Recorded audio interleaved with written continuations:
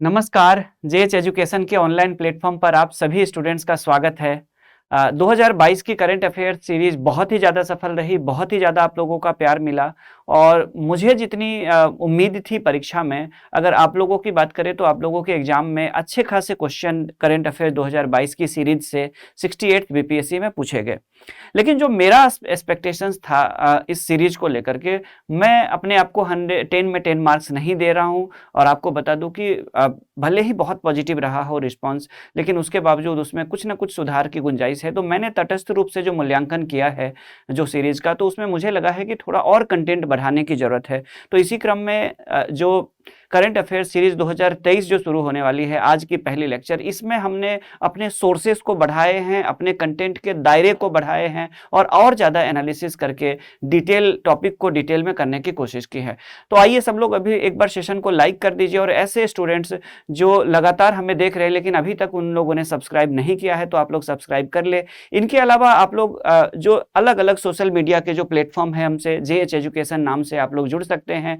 बहुत जल्द आप लोग का मेंस का भी सीरीज शुरू होगा, बिहार करंट अफेयर्स की सीरीज अलग से होगी, यूपी करंट अफेयर्स की सीरीज अलग से होगी और अभी जो करंट अफेयर्स 2023 की सीरीज है उसमें जनवरी 2023 के पहले क्वेश्चंस को लेते हैं। चलिए हम लोग जनवरी 2023 के पहले क्वेश्चन को लेते हैं। तो देखिए क्या है फर्स्ट क्वेश्चन आप लोगों के सामने। मैं थोड़ा साइड हो जाता हूं कि पश्चिम बंगाल के कौसत चटर्जी का संबंध किस खेल से है। Kausat Chatterjee of West Bengal is related to which sport. ठीक है, तो पश्चिम बंगाल के जो कौसत चटर्जी है, इनका संबंध पूछा जा रहा है कि किस खेल से है। तो आपको बता दूं कि कौसत चटर्जी पश्चिम बंगाल के हैं और ये शतरंज के खिलाड़ी है।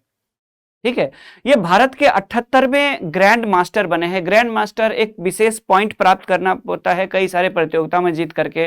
तो टेनिस खिलाड़ियों को ग्रैंड मास्टर दिया जाता है, यानी कि प्रतिष्ठित ग्रैंड मास्टर का खिताब उनको दिया जाता है। तो भारत में अभी तक ये 77 ग्रैंड मास्टर बन चुके हैं। कौसत चटर्जी भारत के 78वें ग्रैंड मास्टर बने हैं और पश्चिम बंगाल के ये 10वें ग्रैंड मास्टर है। पश्चिम बंगाल के ऐसे चेस प्लेयर है जो 10वें होंगे जिन्होंने ग्रैंड मास्टर का खिताब जीता है। तो कौसत चटर्जी के बारे में और बाकी सब चीजें देख लीजिए। कौस्तभ चटर्जी को लेकर के क्या क्या है देख लीजिए। युवा खिलाड़ी है, 19 साल के हैं कौस्तभ चटर्जी, 78वें ग्रैंड मास्टर बने हैं भारत के। और ये उपलब्धि इन्होंने कब हासिल की? एमपीएल 59 जो नेशनल सीनियर चेस चैंपियनशिप हुई थी, दिल्ली में हुई थी, उस दौरान इनको कुछ अंक मिले और उसके बाद जाकर के इन्होंने उन शर्तों को पूरा कर लिया। तो कौस्तभ चटर्जी टेनिस के ये चेस के खिलाड़ी है, भारत के 78वें और बंगाल के 10वें ग्रैंड मास्टर बने हैं। क्वेश्चन नंबर 2 आप लोगों के सामने है। मैं थोड़ा साइड हो जाता हूं। एक बार अभी सभी लोग सेशन को लाइक कर दीजिएगा। कि चीन की जनसंख्या के संबंध में निम्नलिखित में से कौन सा कथन सही है? Which of the following statement is not correct regarding to the population of China? आप लोग के सामने क्वेश्चन ये है कि देख लीजिए कि क्वेश्चन है और आप लोग देख लीजिए आंसर। यहाँ पे 4 ऑप्शन दिया गया, पूछ रहा है कि कौन सा गलत है।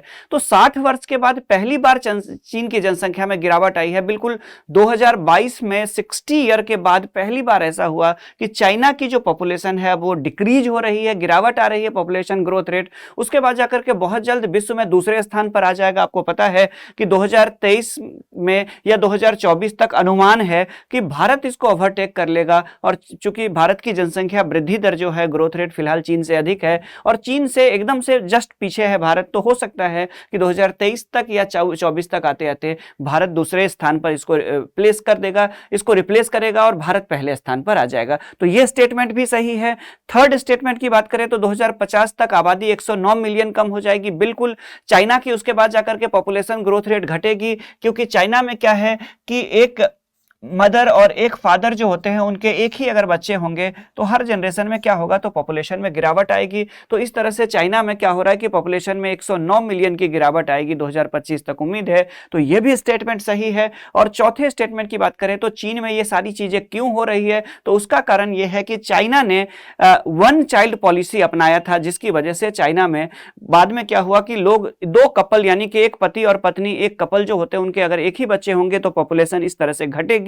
तो चाइना में 1960 और 20 नहीं बल्कि चाइना में जो है ये ये जो नीति अपनाई गई थी, एक बच्चे वाली नीति, वो अपनाई गई थी 1980 से लेकर के 2015 के बीच में ये लागू रही थी, चाइना में इंप्लीमेंट रही थी 1980 से लेकर के 2015 तक। और इस दौरान क्या हुआ कि चाइना को फोर्सफुली पॉपुलेशन को कंट्रोल करने की जरूरत पड़ी। हालांकि बाद में जब अब जाकर के जब चाइना में लोग खुद ही मानसिकता उनकी विकसित हो रही है, तो लोगों को खुद ही एहसास हुआ कि ज़्यादा बच्चे होंगे तो बहुत सारी समस्याएं होंगी, लाइफ स्टाइल का इशू होगा, अदर इश्यूज होगा, खर्चे बढ़ जाएंगे, और इसीलिए अब मेंटली चाइना के लोग जो है वो एक बच्चे के लिए ही प्रिपेयर हो चुके हैं। तो अब सरकारी स्तर पर सरकार ने ये छूट हटा ली, सरकार ने ये सख्ती हटा ली है, इन नियम को हटा लिया है। अब लोग चाहे तो अपने अनुसार जो है वो एक या दो, लेकिन अब चूंकि लोग मानसिक रूप से भी इस चीज के लिए तैयार नहीं है कि एक से अधिक बच्चा हो। तो डी स्टेटमेंट क्या होगा, इसका आंसर होगा डी, यानी चाइना में जो है ये तीनों स्टेटमेंट सही है, लेकिन जो चौथा स्टेटमेंट है वो जो इंप्लीमेंट हुआ था वन चाइल्ड पॉलिसी, वो 1918 से 80 से लेकर के 2015 तक था। तो देख लीजिए, तो पहली बार चाइना के 1961 के बाद जनसंख्या वृद्धि दर में गिरावट आई है, और चाइना की अभी जो वर्तमान आबादी है वो देख लीजिए कितना, तो ये आबादी है 1,41,41,75 करके है, यहाँ पे देख लीजिए बिलियन करके 1.4117 बिलियन, और उसके बाद जाकर के ये पिछले बार जो थी वो कितना थी पिछले वर्ष। तो कुल मिलाकर के अब देखें तो चाइना में क्या हो रहा है कि 2022 के अंत में देश की आबादी इतनी है जो कि पिछले वर्ष जो है वो थोड़ा सा आगे पीछे हो गया डाटा, उस चीज को थोड़ा ख्याल रखेंगे। तो चाइना की अब देख लीजिए, तो पिछले साल चाइना की आबादी जो थी वो 1.41260 थी, जबकि अगले बार घट करके 2022 के लास्ट में घट करके 1.41175 हो गई है, यानी कि इतना गिरावट आई है देख लीजिए चाइना की पॉपुलेशन में। तो इस तरह से देखें तो अभी फिलहाल तो सबसे ज्यादा आबादी वाला देश है चाइना, लेकिन 2022 या 2023 के अंत में या 2024 में चाइना को रिप्लेस करते हुए भारत नंबर 1 पे आ जाएगा वर्ल्ड में पॉपुलेशन की मामला में, जो कि ये यहाँ पे जो दिए गए डाटा है इससे स्पष्ट रूप से पता चल रहा है। ठीक है, आगे 2050 में 109 मिलियन की गिरावट आएगी। ये सारी की सारी जो इंफॉर्मेशन है वो किस लिए हो रहा है, चाइना में ये सारी चीजें हो रही है, तो चाइना ने वन चाइल्ड पॉलिसी अपनाई थी, एक बच्चे की नीति अपनाई थी, और उसके बाद क्या हुआ था, तो उसके बाद जाकर के चाइना में निगेटिव ग्रोथ रेट दर्ज किया गया था। और ये जो चाइना की वन चाइल्ड पॉलिसी थी ये कौन से ईयर 1980 टू 2015 के लिए था, और उसके बाद जाकर के अब चाइना में आबादी बहुत तेजी से घटेगी, और आने वाले समय में 2050 में 10 मिलियन से भी ज्यादा आबादी घट जाएगी चाइना, 100 मिलियन से भी ज्यादा आबादी, 10 करोड़ से भी आबादी ज्यादा कम हो जाएगी चाइना में। आगे नेक्स्ट क्वेश्चन नंबर 3 आप लोगों के सामने है। क्वेश्चन नंबर 3 है कि जनवरी 2022 में क्रिस हिपकिंस किस देश के नए प्रधानमंत्री बने हैं। ठीक है, Chris Hipkins has become the new prime minister of which country in January 2022। जनवरी 2022 में पूछा जा रहा है कि क्रिस हिपकिंस इनका नाम है, हिपकिंस नाम है, क्रिस हिपकिंस किस देश के प्रधानमंत्री बने हैं। तो ये न्यूजीलैंड के 41वें प्रधानमंत्री बने हैं, और जैकिंडा अर्डेन का स्थान लिया है इन्होंने। किसका स्थान लिया है, तो इन्होंने जैकिंडा अर्डेन का स्थान लिया है, और ये न्यूजीलैंड के 41वें प्रधानमंत्री बने हैं। कौन, तो क्रिस हिपकिंस। ठीक है, तो देख लीजिए क्रिस हिपकिंस के बारे में, तो जनवरी 2022 में in January 2022 Chris Hipkins has been sworn in as the 41th prime minister of New Zealand. आगे देख लीजिए इनके बारे में, कोविड-19 के दौरान ये इन्होंने हेल्थ सेक्टर को मैनेज किया था, बहुत ही कुशल प्रशासक रहे हैं, और जेसिंडा अर्डेन के त्यागपत्र के बाद अब जाकर के ये प्रधानमंत्री बने हैं न्यूजीलैंड के। तो एक बार आप लोग सेशन को लाइक कर दीजिए, और ऐसे स्टूडेंट्स जो रेगुलर हमें फॉलो कर रहे हैं वो चाहे तो हमसे इन सभी पीडीएफ के लिए, जितने भी यहाँ पे लेक्चर्स हो रही है उन सभी लेक्चर्स की पीडीएफ के लिए भी आप हमसे टेलीग्राम चैनल से भी जुड़ सकते हैं, जिसका लिंक आपको मैं दे रहा हूं, JH एजुकेशन के नाम से है, JH एजुकेशन 1 करके है, और इससे आप जुड़ करके हमसे टेलीग्राम से जुड़ करके यहाँ पे सभी भी जितने भी लेक्चर्स होते हैं उनके आप पीडीएफ को प्राप्त कर सकते हैं, ताकि आप रिवीजन कर सके।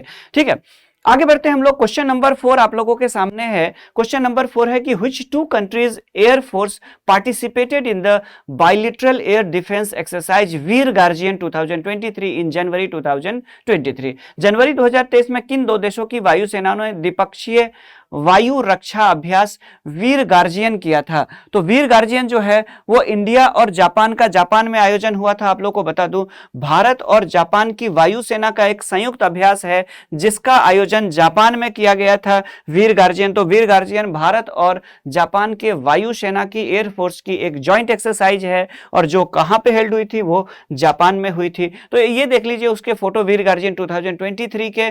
तो ये हुआ था कहां पे, द्विपक्षीय। तो 26 जनवरी 2023 को ये संपन्न हुई है और ये जापान में आयोजित की गई थी। और उसके बाद जाकर के भारतीय वायुसेना के बारे में एक दो इंफॉर्मेशन और जान लीजिए। जैसे भारतीय वायुसेना के जो चीफ होते हैं उनको कहा जाता है एयर मार्शल। प्रमुख मार्शल की बात करें तो वो कौन है, राकेश कुमार सिंह भदौरिया जो है अभी भारतीय वायुसेना के मुख्य अधिकारी हैं, यानी चीफ हैं। आगे बढ़ते हैं, क्वेश्चन नंबर 5 आप लोगों के सामने है। क्वेश्चन नंबर 5 आप लोगों के सामने ये है, देख लीजिए कि which country's head of state was invited by India as the chief guest at its 74th Republic Day celebration on 26 जनवरी 2023।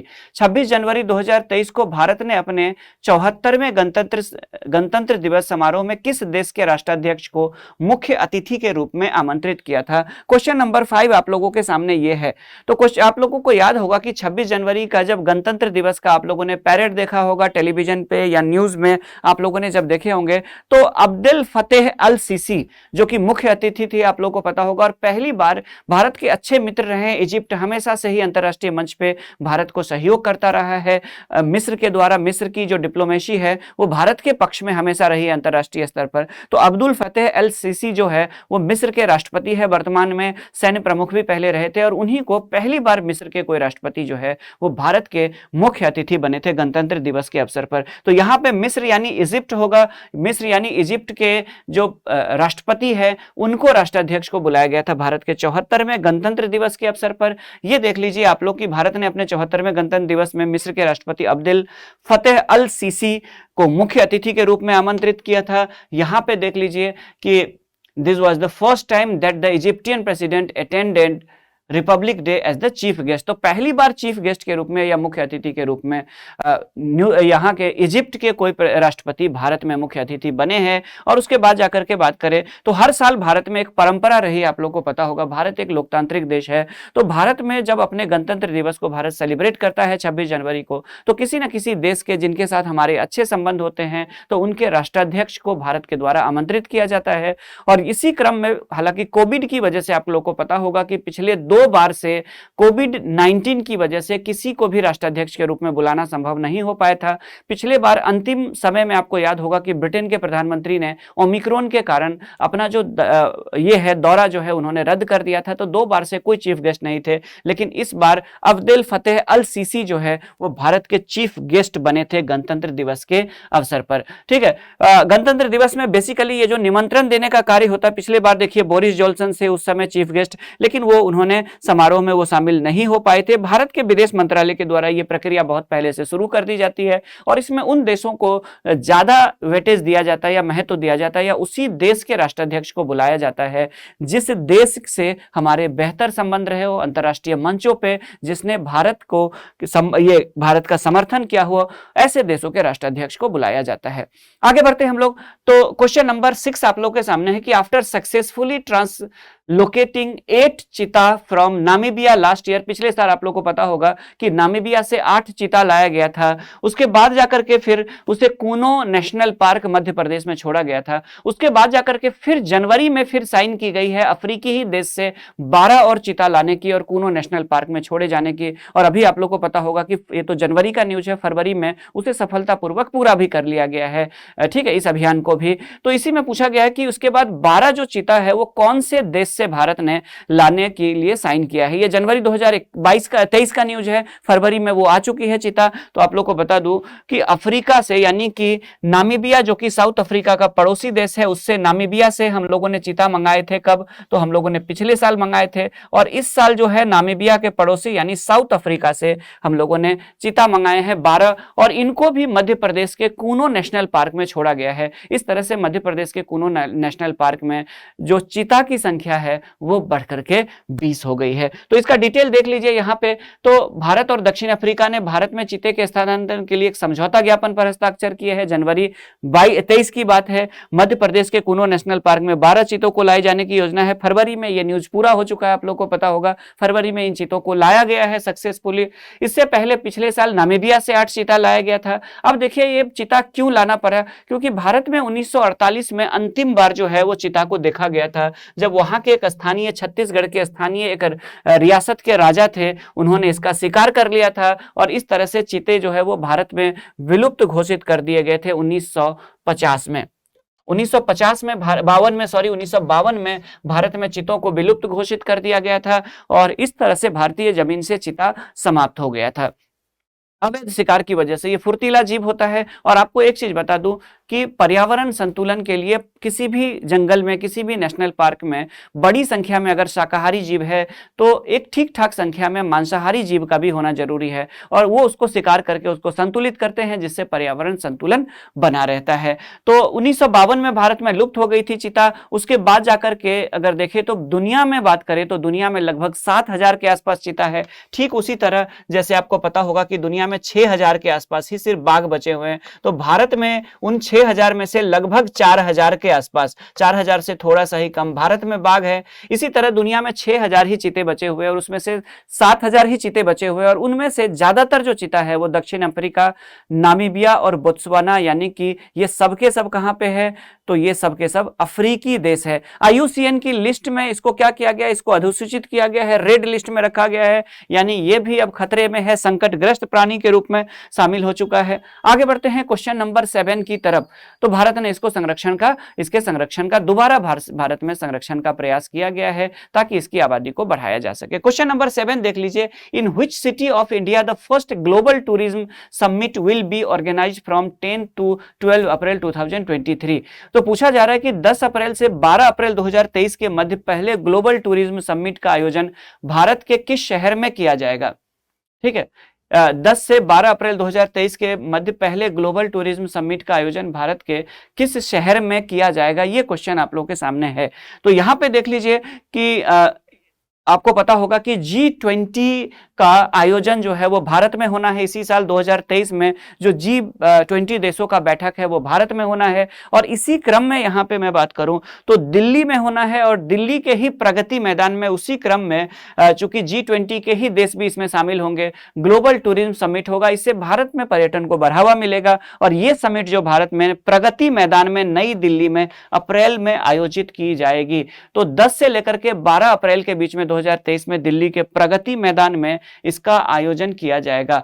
वर्तमान में भारत G20 का अध्यक्ष है और इसी अध्यक्ष के तहत ही आपको पता होगा, इसी अधिकार के तहत भारत क्या है, तो भारत जो है वो G20 की मेजबानी करेगा, बैठक की मेजबानी करेगा। इसी साल जो बैठक होना है आप लोगों को पता होगा, इससे पहले कई राउंड की कई सारी चीजें होंगी, कई बैठकें होंगी, शेरपाओं के साथ बैठकें होंगी। तो फाइनली जाकर के G20 के राष्ट्र प्रमुखों की बैठक होने वाली है। इसका आयोजन देख लीजिए कौन करेगा, तो पर्यटन मंत्रालय करेगा और CII के द्वारा इसका आयोजन किया जाएगा और इसमें अलग अलग देशों के प्रतिनिधि शामिल होंगे। विशेषकर इससे भारत के टूरिज्म को बढ़ावा मिलेगा। क्वेश्चन नंबर 8 आप लोगों के सामने है, देख लीजिए। क्वेश्चन नंबर 8 है कि which drone startup company of India has launched the first carbon neutral drone.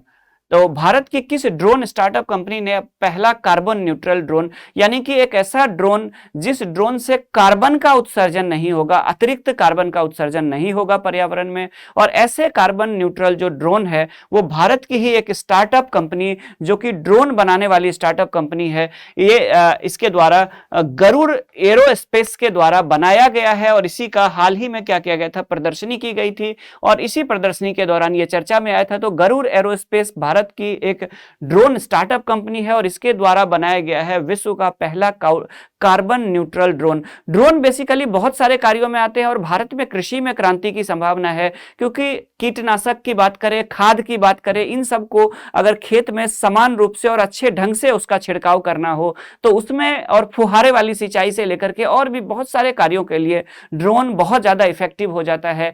कि एग्रीकल्चर एरिया की मैपिंग के लिए, रखवाली के लिए, अन्य कार्यों के लिए बहुत ज्यादा उपयोगी हो सकता है ड्रोन, और छिड़काव वगैरह सब के लिए तो बहुत इफेक्टिव हो जाएगी। तो ड्रोन का बाजार बहुत बड़ा है और इसी के तहत भारत में भी कई सारे स्टार्टअप की शुरुआत की गई है। उसी में से एक स्टार्टअप है गरुड़ एरोस्पेस, जिसने कार्बन न्यूट्रल यानी कि कार्बन का उत्सर्जन नहीं करने वाले ड्रोन बनाए हैं। स्टार्टअप कंपनी ने लॉन्च किया है कार्बन न्यूट्रल, और वर्ल्ड इकोनॉमिक फोरम की जो बैठक हुई थी, प्लेटफॉर्म जो थे दावोस में, उसमें इसको पेश किया गया था प्रदर्शनी के लिए। ठीक है, तो दावोस में जो वर्ल्ड इकोनॉमिक फोरम की बैठक हुई थी स्विट्जरलैंड के दावोस में, वहां पे इसकी प्रदर्शनी की गई थी। 15 महीने में अगर बात करें तो आगे गरुड़ स्पेस को बहुत सारा ऑर्डर मिला है और गरुड़ एरोस्पेस को 15 महीने में 25,000 से अधिक ड्रोन बनाने हैं। और भारत, आपको पता है कि 2070 तक इंडिया जीरो कार्बन इमिशन के टारगेट को लेकर के चल रहा है, यानी धीरे धीरे भारत कार्बन न्यूट्रल होता जाएगा। और इसी क्रम में जो नई जितनी भी चीजें बन रही है उसमें इस चीज का ध्यान रखा जा रहा है किसी भी प्रकार के उपकरण में कि कम से कम कार्बन का या जीरो कार्बन का उत्सर्जन हो। तो इसी क्रम में, ठीक है, भारत में ये ड्रोन बनाई गई है भारतीय स्टार्टअप कंपनी के द्वारा। आगे बढ़ते हैं क्वेश्चन नंबर 9 की तरफ। क्वेश्चन नंबर 9 आप लोगों के सामने है, देख लीजिए। क्वेश्चन नंबर 9 है कि India's first indigenous mobile operating system BharOS has been developed in, Bharat के पहले स्वदेशी मोबाइल ऑपरेटिंग सिस्टम भारोस को विकसित किया गया है bye IIT Kharagpur, bye IIT Mumbai, bye IIT Madras, bye IIT Kanpur. तो इसका आंसर यहां पे ये होगा कि आईआईटी मद्रास जो है, आईआईटी मद्रास के द्वारा भारोस नाम का एक ऑपरेटिंग सिस्टम डेवलप किया गया है, मोबाइल ऑपरेटिंग सिस्टम। अभी तक अगर हम लोग मोबाइल ऑपरेटिंग सिस्टम की बात करें तो विश्व में 3 प्रकार के मोबाइल ऑपरेटिंग सिस्टम देखने को मिलता है। एक आप लोगों को पता होगा कि एंड्रॉयड है, जो कि वर्ल्ड में सबसे ज्यादा पॉपुलर है। एक आईओएस है, जो एप्पल वाले का अपना खुद का ऑपरेटिंग सिस्टम है। और कुछ साल पहले नोकिया जब स्मार्टफोन में आया था तो नोकिया ने विंडोज का ऑपरेटिंग सिस्टम, जो कि आप लोगों को पता होगा जो आमतौर पर कंप्यूटर में यूज किया जाता है, उसका ऑपरेटिंग सिस्टम विंडोज वाला फोन को भी कुछ साल तक इस्तेमाल किया था, हालांकि बहुत ज्यादा सक्सेस नहीं हो पाई थी। आईओएस बहुत महंगा फोन के लिए, एप्पल के लिए ही है उनका अपना ऑपरेटिंग सिस्टम। और एंड्रॉयड जो है वो आमतौर पर जितने भी स्मार्टफोन चल रहे हैं भारत में, उन सब में लगभग अगर आप देखेंगे आईफोन को छोड़ करके तो एंड्रॉयड ऑपरेटिंग सिस्टम है। और ये चूंकि एक विदेशी ऑपरेटिंग सिस्टम है तो कोई भी मोबाइल मैन्युफैक्चरर जो होगा वो जब विंडोज ऑपरेटिंग सिस्टम का यूज करेगा तो जो इसके आविष्कारक है उनको, उनके पास इसका पेटेंट है, तो उनको इन्हें एक निश्चित राशि का भुगतान करना पड़ता है। तो इससे क्या होगा कि जब ये भारोस नाम का, यानी BHAR, भार मतलब भारत, OS मतलब ऑपरेटिंग सिस्टम, और ये आने के बाद क्या होगा तो एंड्रॉयड की जगह एंड्रॉयड की ही तरह इसका इस्तेमाल संभव होगा। और इससे भारत में जो मोबाइल कंपनियां, जो विदेशी भी कंपनियां बनाती है, वो भी चाहे तो भारोस ऑपरेटिंग सिस्टम का इस्तेमाल कर सकती है। और भारतीय अगर कोई स्टार्टअप है तो उनके लिए सस्ता पड़ेगा भारोस का उपयोग करना। और भारत में क्या होगा तो इससे भारत आत्मनिर्भरता की ओर बढ़ेगा। तो भारोस एक ऑपरेटिंग सिस्टम है जिसको, मोबाइल ऑपरेटिंग सिस्टम जिसको आईआईटी मद्रास के द्वारा, वहां के रिसर्चर्स के द्वारा डेवलप किया गया है। तो भारोस का सफल टेस्टिंग कर लिया गया है, स्वदेशी है ये, आप लोगों को पता होगा। मोबाइल ऑपरेटिंग सिस्टम है, स्वदेशी है इसका। और आईआईटी मद्रास की किसने बनाया, इनक्यूबेटेड फार्म जो है इसका नाम है, आईआईटी मद्रास की जो इनक्यूबेटेड फार्म है जिसका नाम है जेंट ऑपरेशंस प्राइवेट लिमिटेड, जिसको जेंट कॉप्स भी कहा जाता है, उसके द्वारा यह विकसित किया गया है। और भारत, आपको पता होगा कि भारत चूंकि 140 करोड़ के आसपास आबादी पहुंच चुकी है और भारत में 100 करोड़ स्मार्टफोन आ चुका है। आप समझ सकते हैं कि भारत कितना बड़ा मोबाइल मार्केट है। तो भारत के 100 करोड़ जो मोबाइल उपयोग करता है, जो एंड्रॉयड का ही ज्यादातर इस्तेमाल करते हैं, एप्पल कुछ ही लोगों के पास है, तो उनको क्या मिलेगा तो फ्यूचर में सस्ते फोन मिलेंगे, क्योंकि स्वदेशी ऑपरेटिंग सिस्टम की वजह से जो फोन है उनके दाम में कमी आएगी, क्योंकि एंड्रॉयड को उतना पैसा नहीं अब देना पड़ेगा। आगे बढ़ते हैं, क्वेश्चन नंबर 10 आप लोगों के सामने है। क्वेश्चन नंबर 10 देख लीजिए आप लोग के सामने कौन सी है कि national voters day is celebrated every year in India on, Bharat में प्रतिवर्ष राष्ट्रीय मतदाता दिवस मनाया जाता है। तो भारत में प्रतिवर्ष जो मतदाता दिवस मनाया जाता है, यहां पे ये पूछा गया है कि कब मनाया जाता है। तो आप लोगों को पता होगा कि भारत में जो राष्ट्रीय मतदाता दिवस है वो 25 जनवरी को मनाई जाती है। ठीक है, भारत में प्रतिवर्ष जो मतदाता दिवस है वो मनाई जाती है 25 जनवरी को। और इसकी जो शुरुआत हुई थी 25 जनवरी को मनाई जाती है, इसकी शुरुआत हुई थी 2015 में। अब ये क्यों शुरू किया गया था, तो भारत में 25 जनवरी 1950 को क्या हुआ था, तो इलेक्शन कमीशन यानी चुनाव आयोग का गठन किया गया था। ठीक है, चुनाव आयोग का गठन किया गया था, जिसका कार्य चुनाव करवाने से लेकर के मतदाता सूची तैयार करने से लेकर के चुनाव का प्रबंधन सब कुछ इन्हीं के अंदर आती है। तो चुनाव आयोग को भारतीय संविधान के तहत गठन किया गया है, एक संवैधानिक संस्थान है, आप लोगों को पता होगा। तो ऑफिशियली इसका जो गठन किया गया वो 1950 में किया गया था, 25 जनवरी 1950 को किया गया था, और भारत गणतंत्र बना था 26 जनवरी 1950 को भारत गणतंत्र बना था, आप लोगों को पता होगा। तो 25 जनवरी को राष्ट्रीय मतदाता दिवस भारत में मनाया जाता है। मतदाताओं को इसके लिए जागरूक किया जाता है, मतदाताओं को जागरूक करना। यहां से एक क्वेश्चन आप लोगों से और पूछा जा सकता है, देख लीजिए कि पूछा जा सकता है कि 2023 का थीम क्या था, 2023 का थीम क्या था, तो nothing like voting I vote for sure, nothing like voting I vote for sure इसका थीम है, मतलब वोट जैसा कुछ नहीं, वोट जरूर डालेंगे हम। ठीक है, इसका जो हिंदी होगा वो होगा वोट जैसा कुछ नहीं, वोट जरूर डालेंगे हम, ये इसका थीम था। 25 जनवरी को हम लोगों ने नेशनल वोटर्स डे सेलिब्रेट किया, हर साल सेलिब्रेट करते हैं। 2011 से इसकी शुरुआत हुई थी, मनाने की शुरुआत हुई थी। 2015 शायद मैंने गलती से 2015 बोल दिया था, इसको मनाने की शुरुआत 2011 सॉरी उसके लिए 2011 को इसके मनाने की शुरुआत हुई थी। निर्वाचन आयोग की जहां तक बात है, इलेक्शन कमीशन ऑफ इंडिया की जहां तक बात है, आप लोगों को बता दूं तो इलेक्शन कमीशन ऑफ इंडिया जो है वो एक संवैधानिक संस्था है, कॉन्स्टिट्यूशनल बॉडी है, और इंडियन कॉन्स्टिट्यूशन में आर्टिकल 324 से लेकर के 329 तक इसके प्रोविजंस दिए गए हैं, इनके अधिकार, इनके कार्यों की बात की गई है। और बाकी इसकी जो संविधान के तहत इसकी स्थापना की बात करें तो पूरी तरह से आपको पता होगा कि संविधान जब 26 जनवरी को लागू हुआ था तो उससे एक दिन पहले ही, पूरी तरह से कहने का मतलब है कि 26 नवंबर 1949 को भी अधिकतर प्रावधान लागू हो गए थे। तो इसी के तहत 25 जनवरी 1950 को भारत में चुनाव आयोग का गठन किया गया था, और इसी के उपलक्ष्य में 25 जनवरी को हम लोग नेशनल वोटर्स डे यानी राष्ट्रीय मतदाता दिवस के रूप में सेलिब्रेट करते हैं। ठीक है, आगे बढ़ते हैं। आगे बढ़ने से पहले आप लोग एक बार सेशन को लाइक कर दीजिए। अगर आप लोगों का कोई सुझाव है तो आप लोग कमेंट बॉक्स में लिख सकते हैं। टेलीग्राम से जुड़ करके जितने भी लेक्चर्स होंगे आगे चैनल पे, उन सभी के लेक्चर्स के पीडीएफ भी आपके साथ शेयर किए जाएंगे।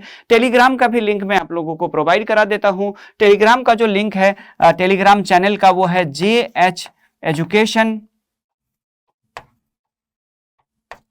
एजुकेशन 1 करके अगर आप सर्च करेंगे टेलीग्राम पे तो ये आ जाएगा। तो इससे भी आप जुड़ सकते हैं हमारे साथ और अपनी तैयारी को सुनिश्चित कर सकते हैं। आगे बढ़ते हैं, क्वेश्चन नंबर 11 आप लोगों के सामने है। क्वेश्चन नंबर 11 देखिए क्या है, तो Which is incorrect about INS Vagir, INS Vagir के संबंध में असत्य है। ठीक है, INS वागीर आप लोगों को यहाँ पे देख लीजिए क्या है, तो यह डीजल इलेक्ट्रिक क्लास की सबमरीन है। This is a diesel electrical class submarine. It is made under project 75, इसे प्रोजेक्ट 75 के तहत बनाया गया है। This is the 5th submarine of this class, इस श्रेणी की यह 5वीं सबमरीन है। It is built by Cochin shipyard, यानी इसका निर्माण कोचिन शिपयार्ड के द्वारा किया गया। प्रश्न संख्या 11 है, तो प्रश्न संख्या 11 का पूछ रहा है कि कौन सा इंफॉर्मेशन इसमें से गलत है। तो आप लोगों को एक चीज बता दूं कि इसका जो क्वेश्चन नंबर 11 है इसका आंसर होगा डी। ये वाला स्टेटमेंट इसलिए गलत है क्योंकि आपको पता होगा कि डीजल इलेक्ट्रिक सबमरीन तो है ही ये, ठीक है, इलेक्ट्रिक क्लास की सबमरीन तो है ही ये। प्रोजेक्ट 75 के तहत भारत में आप लोगों को पता होगा कि 6 पनडुब्बियों का निर्माण किया जाना है, और उस क्रम में ये 5वीं पनडुब्बी है जिसका नाम है INS वागीर, और उसके बाद जाकर के जो 6ठा होगा उसका नाम रखा गया है वागशीर, जिसको बहुत जल्दी शामिल किया जाएगा। तो ये 5वीं है, ये भी स्टेटमेंट सही है, लेकिन इसका निर्माण जो है वो कोचिन शिपयार्ड में नहीं किया गया है, बल्कि इसका निर्माण जो है वो किया गया है मझगांव डॉक, जो कि भारत के रक्षा से संबंधित शिप वगैरह सब बनाती है, सबमरीन बनाने का काम करती है। मझगांव जो कि मुंबई के पास स्थित है, महाराष्ट्र कोस्ट पे, तो Mazagon shipyard Mazagon shipyard limited जो कि भारत सरकार की कंपनी है, मुंबई के पास स्थित है, उसके द्वारा इसका निर्माण किया गया है, ना कि कोचिन शिपयार्ड के द्वारा किया गया। तो इसका आंसर होगा डी। ये देख लीजिए, तो ये कलावरी क्लास की 6 पनडुब्बियों में से ये 5वीं वाली पनडुब्बी है, जिसको जनवरी 2023 में नौसेना में शामिल किया गया है। और इसका उसके बाद जाकर के अगला जो इसका बनेगा वो ये 5वीं है, 4 पहले शामिल हो चुकी है, और 6ठा वाला जो होगा वागशीर कहा जाएगा, उसे भी बहुत जल्दी शामिल किया जाएगा। इस सबमरीन की बात करें तो एंटी सबमरीन वॉर यानी कि में सक्षम है, खुफिया सूचना को जुटाने में, सर्विलांस और समुद्र के अंदर जो माइंस बिछाया जाता है दूसरे सबमरीन को उड़ाने के लिए या दूसरे अन्य कार्यों के लिए, उसमें भी इसका उपयोग किया जा सकता है। डीजल इंजन है, 37 किलोमीटर प्रति घंटे की रफ्तार से अधिकतम चल सकती है, समुद्र पर 12,000 किलोमीटर की दूरी तय कर सकती है। ये सारी की सारी इसकी विशेषताएं हैं। ये पांचवी है। और छठे की अगर बात करें तो छठे जो होगा वो वागशीर होगा, उसे शामिल किया जाएगा। तो प्रोजेक्ट 75 क्या है ये भी जान लीजिए। प्रोजेक्ट 75 आपसे पूछ लेगा किससे संबंधित है, तो भारतीय नौसेना के स्वदेशी पनडुब्बियों के निर्माण से संबंधित है। तो प्रोजेक्ट 75 के तहत क्या किया गया है, तो 6 भारत में सबमरीन यानी पनडुब्बी बनाए जाएंगे। वागीर इसमें से पांचवी है और वागशीर जो होगी वो छठा होगी। वागीर को मुंबई में बनाया गया है, मझगांव डॉक शिपयार्ड लिमिटेड में बनाया गया है, और छठी और आखिरी जो वागशीर होगी उसे भी बहुत जल्द नौसेना में शामिल कर लिया जाएगा।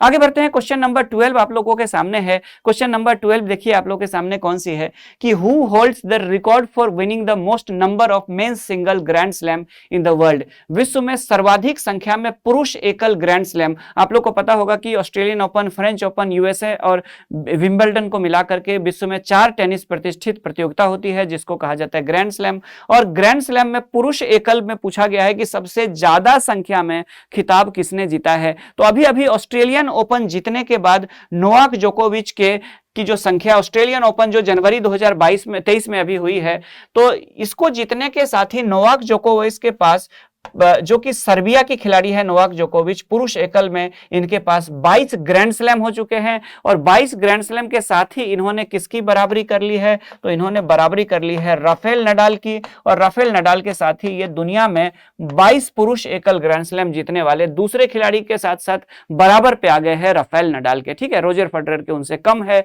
तो यहां पे देख लीजिए, तो इसका जो आंसर होगा वो होगा नोवाक जोकोविच जो कि सर्बिया के है। तो यहां पे देख लीजिए, तो सर्बिया के स्टार टेनिस खिलाड़ी जो है नोवाक जोकोविच, उसने ऑस्ट्रेलियन ओपन का जो फाइनल हुआ था पुरुष एकल, उसमें ग्रीक के खिलाड़ी को हराया है। स्टेफानोस सिटसिपास उसका नाम है उस खिलाड़ी का, उसको पराजित किया है और इसके साथ ही अपना 22वां ग्रैंड स्लैम जीत लिया। और इन्होंने राफेल नडाल जो कि कहां का है, स्पेन का है, बहुत ही ताकतवर खिलाड़ी, आप लोगों को पता होगा, फ्रेंच ओपन में तो बादशाह है ये, और इनकी बराबरी कर ली है। महिलाओं की बात कर ले तो महिलाओं के मामला में ऑस्ट्रेलिया की जो खिलाड़ी है, ऑस्ट्रेलियन खिलाड़ी जो है, उनकी सबसे ज्यादा संख्या में है महिला, ऑस्ट्रेलिया की महिला खिलाड़ी है मार्गरेट कोर्ट जो 24 ग्रैंड स्लैम के साथ महिला मामले में विश्व में नंबर 1 पे है। नंबर 2 पे है सेरेना विलियम्स, तो अमेरिका की। तो 24 ग्रैंड स्लैम के साथ महिला की अगर बात करें, बहुत पहले रिटायर हो चुकी है, मार्गरेट कोर्ट है। लेकिन पुरुषों में अभी नेक टू नेक मुकाबला चल रहा है। ना तो स्पेन के राफेल नडाल ने संन्यास लिया है, ना ही सर्बिया के नोवाक जोकोविच ने संन्यास लिया है। तो देखिए ये कहां तक जाती है ये लिस्ट आगे और कितनी बड़ी होती है। इस बार ऑस्ट्रेलियन ओपन की जो सीरीज जो हुई थी ऑस्ट्रेलिया में टेनिस प्रतियोगिता, उसमें देख लीजिए कौन कौन जीते थे। तो सर्बिया के नोवाक जोकोविच ने पुरुष एकल का खिताब जीता, महिला एकल का खिताब जो है वो जीता था आरियाना सबलेंका जो कि बेलारूस की है। यही दोनों पूछता ही है, बाकी मैं पीडीएफ में आप लोगों को दे रहा हूं। डबल्स में तभी पूछा जाता है, वुमेन्स डबल, मेंस डबल या मिक्स डबल तभी पूछा जाता है अगर उसमें से कोई भारतीय खिलाड़ी हो, ज्यादातर मामलों में नहीं पूछा जाता है। तो नोवाक जोकोविच सर्बिया के, इन्होंने मेंस सिंगल जीता है। और वुमेन्स सिंगल की बात करें तो आरियाना सबलेंका जो कि बेलारूस की है, इन्होंने जीते हैं। ठीक है, आगे बढ़ते हैं नेक्स्ट। क्वेश्चन नंबर 13 आप लोगों के सामने ये रहा, देख लीजिए। क्वेश्चन नंबर 13 है कि which of the following is not matched in respect of Padma Vibhushan 2023। Padma Vibhushan 2023 के संबंध में सुमेलित नहीं है। यहां पे देख लीजिए, तो पद्म विभूषण 2023 को लेकर के यहां पे बात हो रही है। देखिए, जाकिर हुसैन महाराष्ट्र, तो पद्म विभूषण देख लीजिए, तो महाराष्ट्र में जाकिर हुसैन महाराष्ट्र के हैं और तबला वादक है, तो ये तो सही है, बिल्कुल सही है। एस एम कृष्णा की बात करें, कर्नाटका के हैं, समाज सेवा, ये भी सही है। चलिए उसके बाद जाकर के श्रीवर्धन कर्नाटका के हैं, लेकिन ये श्रीवर्धन कर्नाटक के नहीं है, बल्कि ये भारतीय मूल के अमेरिकी है और वहां पे इंजीनियर और वैज्ञानिक है और इनको भी पद्म विभूषण दिया गया है। तो उसके बाद मुलायम सिंह यादव जिनको मरणोपरांत मिला है, आप लोगों को पता होगा, उत्तर प्रदेश के, ये भी समाज सेवा से जुड़े हुए थे। तो श्रीनिवास वर्धन जो है वो अमेरिका के हैं और ये साइंटिस्ट और इंजीनियर है, न कि कर्नाटक के हैं। तो ये जो आंसर होगा, इसका आंसर होगा सी यहां पे। ठीक है, आगे नेक्स्ट। आगे बढ़ते हैं, क्वेश्चन नंबर 13 हो गया। तो क्वेश्चन नंबर 13 देख लीजिए। तो गणतंत्र दिवस के पूर्व संध्या पर 106 लोगों को पद्म पुरस्कार दिए गए, जिसमें से पद्म विभूषण की बात करें तो 6 लोगों को, 9 लोगों को पद्म भूषण और 91 पद्म श्री अवार्ड दिए गए हैं। इनमें से देख लीजिए पद्म भूषण और पद्म विभूषण में बिहार के कोई नहीं है, लेकिन पद्मश्री में जो बिहार के जो प्रसिद्ध व्यक्ति है जिनको पद्मश्री मिला है, उनमें आप लोगों को पता होगा, उनकी जो है वो मैं बिहार करंट अफेयर जो आप लोगों की अलग से अभी कराऊंगा अगले क्लास में, उसमें मैं आप लोगों को पूरी डिटेल में उनके बारे में करवा दूंगा इन्फॉर्मेशन। ठीक है, यहां पे देख लीजिए पद्म विभूषण की लिस्ट देख लीजिए। तो बालकृष्ण पद्म विभूषण किनको मिला? बालकृष्ण दोषी को मिला है, मरणोपरांत मिला है। आर्किटेक्चर है, कहां के? गुजरात के हैं। जाकिर हुसैन आर्ट यानी कला यानी तबला वादक है, महाराष्ट्र के हैं। उसके बाद SM कृष्णा की बात करें तो ये सार्वजनिक जीवन से जुड़े हुए नेता है, पब्लिक अफेयर्स कर्नाटक के। उसके बाद जाकर के देख लीजिए दिलीप महालनोबिस, ये डॉक्टर रहे हैं, पश्चिम बंगाल के, इनको भी मरणोपरांत मिला है। और उनके बाद श्रीनिवास वर्धन देख लीजिए, जिनके बारे में पूछा गया था अभी क्वेश्चन में, विज्ञान और इंजीनियरिंग से, साइंस एंड इंजीनियरिंग से जुड़े हुए हैं। ये भारतीय मूल के व्यक्ति है, ये USA में है। उसके बाद जाकर के बात करें तो मुलायम सिंह यादव जो कि समाजवादी पार्टी के नेता रहे, इनकी भी मृत्यु हो गई थी, इनको भी मरणोपरांत मिला है। तो ये तो हो गए पद्म विभूषण की बातें हो गई। इनके बाद जाकर के देख लेते हैं, 7 नहीं है 6 है, ये गलती से यहाँ पे नंबरिंग हो गई है, 1 2 3 4 करके 3 4 5 6 होंगे। उनके बाद जाकर के देख लीजिए SL बायरप्पा लिटरेचर और एजुकेशन कर्नाटक में। उनके बाद कुमार मंगलम बिरला जो कि जाने माने उद्योगपति है, ट्रेड एंड इंडस्ट्री वाणिज्य व्यापार और उद्योग महाराष्ट्र से संबंधित है। दीपक धर की बात करें साइंस और इंजीनियरिंग, ये भी महाराष्ट्र के हैं। वाणी जयराम कला तमिलनाडु के। स्वामी चिन्ना जेर स्पिरिचुअलिज्म के लिए, ये भी तमिलनाडु के हैं। उनके बाद जाकर के सुमन कल्याणपुर आर्ट महाराष्ट्र के। कपिल कपूर की बात करें literature and education Delhi. Sudha Murthy civil services Karnataka. Kamlesh D Patel का स्पिरिचुअलिज्म यानी अध्यात्मवाद तेलंगाना। तो ये सब के सब हो गया। और बाकी पद्मश्री को लेकर के देख लीजिए, ये सब प्रमुख व्यक्ति थे, इनको देख लीजिएगा। और BPSC के लिए जो बिहार स्पेशल करंट अफेयर्स में कराऊंगा, उनमें बिहार से जिन जिन लोगों को पद्मश्री मिला है उनकी मैं लिस्ट और उनकी डिटेल वहां पे करवा दूंगा। बेसिकली इनके बारे में, पद्म जो पुरस्कार है वो भारत के सर्वोच्च नागरिक सम्मान में से एक है, आपको पता होगा। भारत रत्न के बाद पद्म विभूषण जो है वो दूसरा सबसे बड़ा सम्मान है। उसके बाद तीसरे स्थान पर पद्म भूषण है और चौथे स्थान पर पद्मश्री है। एक कमेटी के द्वारा रिकमेंड किया जाता है और प्रतिवर्ष प्रधानमंत्री के द्वारा इस समिति का गठन किया जाता है। राष्ट्रपति के द्वारा ये सब के सब पुरस्कार प्रदान किए जाते हैं। बाकी डिटेल आप लोग PDF में देख लीजिएगा। क्वेश्चन नंबर 14 आप लोगों के सामने है, यहाँ पे देख लीजिए। तो क्वेश्चन नंबर 14 आप लोगों के सामने है कि which statement is true regarding Aditya L1 mission. Aditya L1 mission के संबंध में कौन सा कथन सत्य है? तो आदित्य L1 जो मिशन है उसको लेकर के कि it will be sent by ISRO to study the sun. तो बिल्कुल आदित्य जो है वो सूर्य का ही पर्यायवाची है। तो इसरो के द्वारा जो ये मिशन होगा ये सूर्य की स्टडी के लिए ही भेजा जाएगा। ये बात बिल्कुल सही है। हालांकि ये सूर्य के कक्षा का चक्कर नहीं लगाएगा। आप लोग को बता दूं काफी तापमान होता है सूर्य के कक्षा में, तो इसीलिए सूर्य के आसपास नहीं जाकर के ये मरकरी के बाद जो वीनस यानी शुक्र है, शुक्र की कक्षा की चक्कर लगा करके सन की स्टडी करेगा। ये बात कॉन्सेप्ट आप लोग को क्लियर होना चाहिए। उसके बाद जाकर के दूसरा देख लीजिए, इसका पहले आदित्य 1 था, तो बिल्कुल इसका पहला जो नाम था वो आदित्य 1 था, ये भी स्टेटमेंट सही है। It will study the corona of the sun, तो बिल्कुल ये सूर्य के कोरोना यानी सूर्य के जो बाहरी भाग होता है ऐसे करके इसकी स्टडी करेगा। सन के फोटोस्फीयर की भी स्टडी करेगा, ठीक है, तो सन के क्रोनोस्फीयर की भी स्टडी करेगा। तो ठीक है, सन के बारे में, सोलर फ्लेयर्स के बारे में भी जानकारी इकट्ठा करेगा। तो ये भी स्टेटमेंट सही है। ऑल ऑफ द अबव पूछ रहा है कि कौन सा कथन सत्य है, तो सभी कथन सत्य होंगे। तो इसका आंसर क्या होगा? इसका आंसर होगा डी। तो आदित्य मिशन को लेकर के उनकी डिटेल जान लीजिए। यहां पे देख लीजिए आप इनके detail. The Indian institute of astrophysics ने अभी हाल ही में, ये क्यों दोबारा चर्चा में आ गया, आदित्य L1 मिशन क्यों चर्चा में आ गया? तो the Indian institute of astrophysics जो है उसने क्या किया, तो इसरो को सौंप दिया है। क्या सौंप दिया है? VELC, ठीक है, विजिबल लाइन इमिशन कोरोनोग्राफी। ये एक इंस्ट्रूमेंट होगा जो इस सैटेलाइट में लगाया जाएगा जो सन के कोरोना की स्टडी करेगी। और इसको बनाया किसने है? तो Indian institute of astrophysics IIA ने बनाया है और इसने सौंप दिया है, जिसको लेकर के ये चर्चा इसरो को सौंप दिया है और ये उस सैटेलाइट में लगाए जाएंगे जिससे कोरोना का अध्ययन किया जाएगा और इसीलिए ये चर्चा में आ गया। तो L1 प्रोजेक्ट क्या है देख लीजिए, मुख्य यंत्र है उसका, ये मुख्य यंत्र होगा। सन की कोरोना की स्टडी की जाएगी। आदित्य L1 मिशन जो है वो इसरो का एक एक प्रोजेक्ट है, आप लोगों को पता होगा। पहले इसको आदित्य 1 के नाम से जाना जाता था। सोलर कोरोना की स्टडी करेगा, उसके लिए इसको डिजाइन किया गया और भी बहुत सारे कार्य इसके द्वारा किया जाएगा। तो ये सब पीडीएफ में आप लोग देख लीजिएगा। आदित्य L1 मिशन क्या है, उनके बारे में सारी डिटेल आप लोगों के सामने ये रहा। आगे हो गया, आगे बढ़ते हैं। नेक्स्ट क्वेश्चन नंबर 15 आप लोगों के सामने ये रहा। क्वेश्चन नंबर 15 देख लीजिए कि R Bonney Gabriel the winner of the 71th Miss Universe pageant belong to which country. 71वें मिस यूनिवर्स प्रतियोगिता की विजेता आर बोनी गैब्रियल किस देश से है? तो पेशे से फैशन डिजाइनर रही है, आप लोग को बता दूं, आर बोनी ग्रेबियल। और इस बार आर बोनी ग्रेबियल की बात कर ले तो आर बोनी ग्रेबियल जो है वो यूएसए की 28 वर्ष की है और 71वां जो मिस वर्ल्ड प्रतियोगिता है, इसमें ये यूएसए में ही इसका आयोजन किया गया था और यूएसए की ही आर बोनी ग्रेबियल जो है वो 71वां मिस यूनिवर्स बनी है। भारत की तरफ से अगर बात करें तो भारत की तरफ से दिविता राय ने भाग लिया था, हालांकि वो टॉप 4 टॉप 5 में भी नहीं आ पाई थी दिविता राय। तो यूनाइटेड स्टेट ऑफ अमेरिका की संयुक्त राज्य अमेरिका में ही इसका आयोजन किया गया था 71वां मिस यूनिवर्स प्रतियोगिता का। और इसमें आर बोनी ग्रेबियल जो कि यूएसए की है वही क्या बनी है, तो वो बनी है मिस यूनिवर्स 2023। ठीक है, तो अमेरिका की 28 वर्षीय आर बोनी ग्रेबियल है और ये डिक्लेयर की गई है 71th मिस यूनिवर्स डिक्लेयर की गई है। पिछले साल आप लोग को पता होगा कि भारत से ही मिस यूनिवर्स चुनी गई थी। इस बार हरनाज संधू चुनी गई थी जो कि पंजाब की है और उन्होंने इनको ताज पहनाया। पिछले बार हरनाज संधू चुनी गई थी और इस बार अमेरिका में इसका आयोजन किया गया था। फैशन डिजाइनर है गैब्रियल। बेसिकली आप लोगों को पता है 80 से ज्यादा देशों के प्रतिनिधियों ने इसमें भाग लिया था। भारत की तरफ से दिविता राय ने भाग लिया था और हालांकि दिविता राय जो है वो टॉप 5 कंटेस्टेंट में भी नहीं पहुंच पाई थी।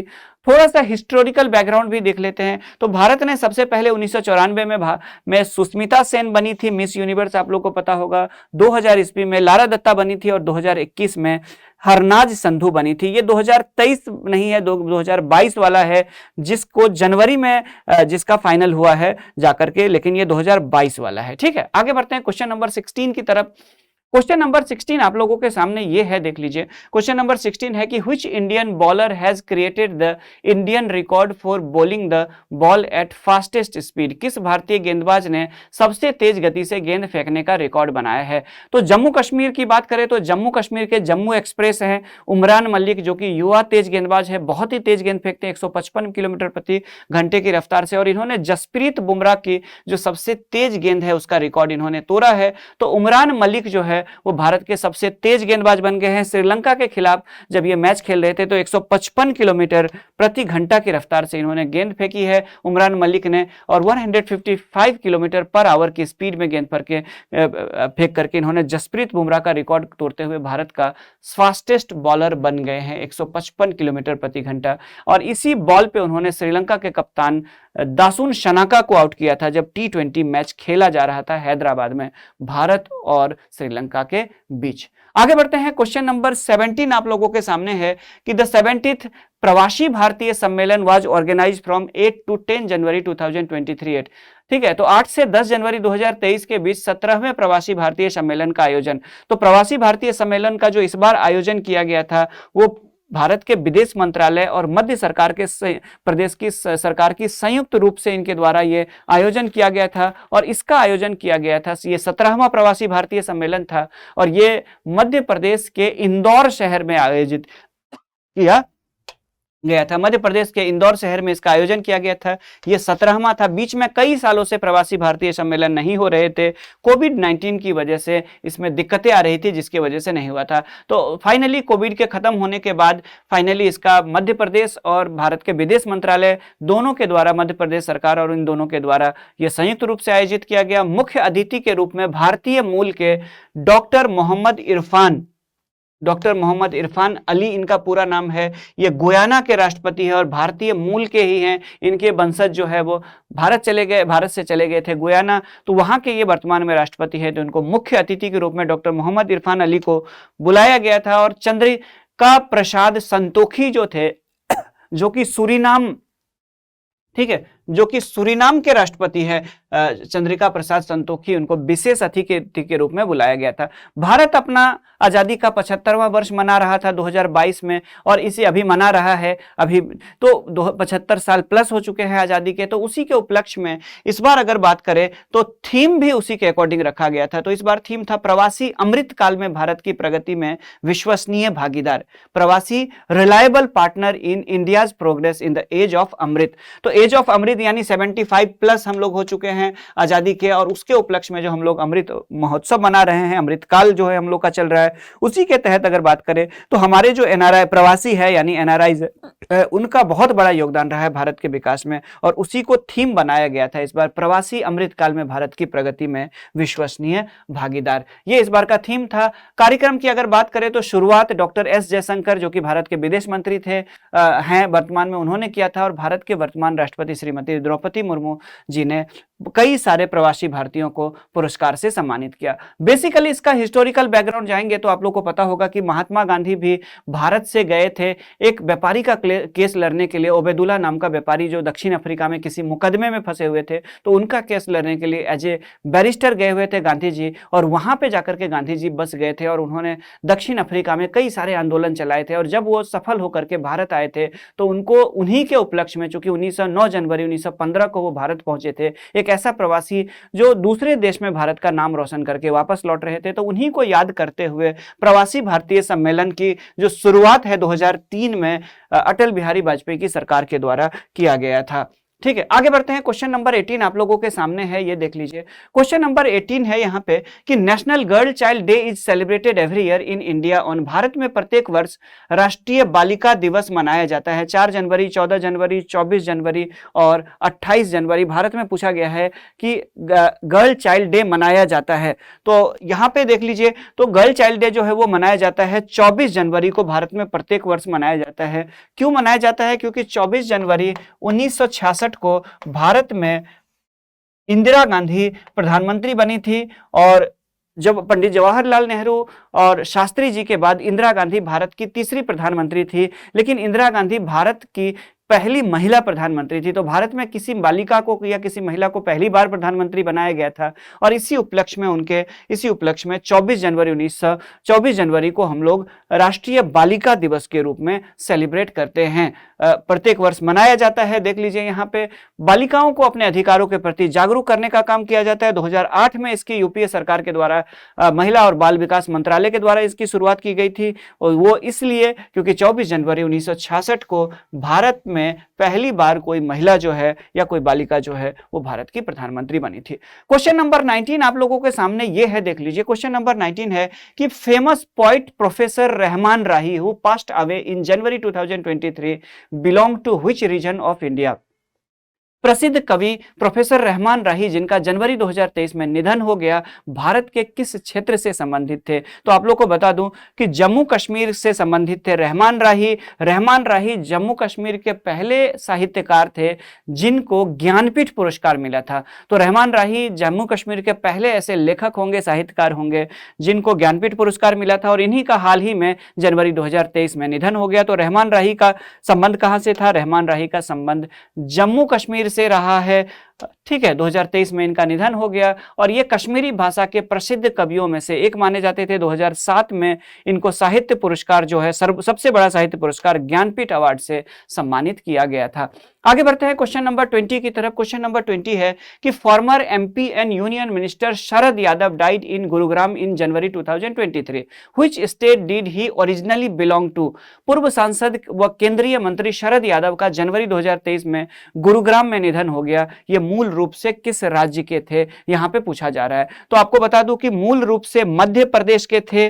ठीक है, शरद यादव जो है वो मूल रूप से कहां से थे? तो मूल रूप से शरद यादव जो है वो मध्य प्रदेश के होशंगाबाद में इनका जन्म हुआ था। हालांकि इनका जो पॉलिटिकल कैरियर है वो ज्यादातर पार्ट जो है उनका वो बिहार में बीता है, और बिहार में ये मधेपुरा लोकसभा सीट से कई बार सांसद भी रहे थे।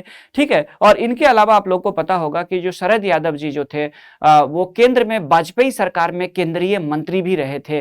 ठीक है, तो सक्रिय राजनीति से कुछ दिन से हालांकि दूर हो गए थे स्वास्थ्य कारणों से, तो गुरुग्राम में इनका निधन हो गया।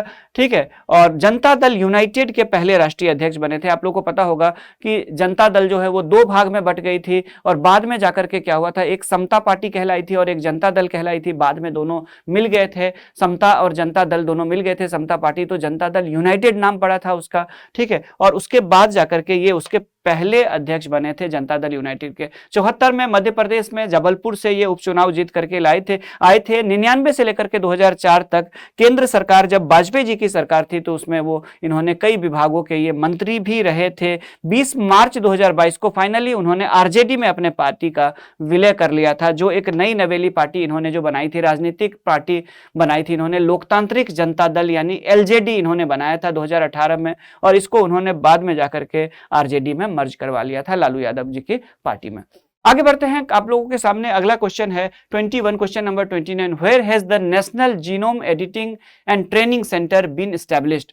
ठीक है, राष्ट्रीय जीनोम संपादन और प्रशिक्षण केंद्र की स्थापना कहां पर की गई है? तो आप लोगों को पता होगा कि हाल ही में जनवरी में इसका उद्घाटन किया गया है और यह पंजाब के मोहाली में स्थापित किया गया है। National genome editing training centre Punjab के मोहाली में इसकी स्थापना की गई है।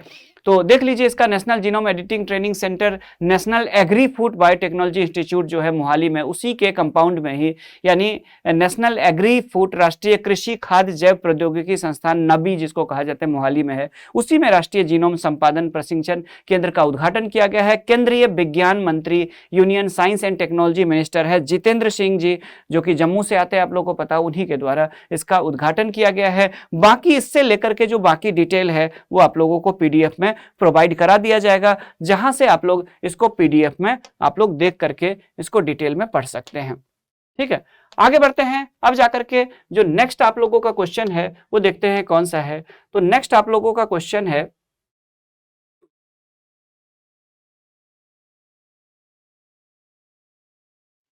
ठीक है, तो नेक्स्ट क्वेश्चन देखिए आप लोगों के सामने कौन सा है। Question number 22। क्वेश्चन नंबर 22 है कि between 16 and 20 January 2023 the 21st edition of exercise Varun was organised between the navies of which countries. 16 से 20 जनवरी 2023 के बीच अभ्यास वरुण के 21वें संस्करण का आयोजन कौन से दो देश की नौसेनाओं के बीच किया गया था?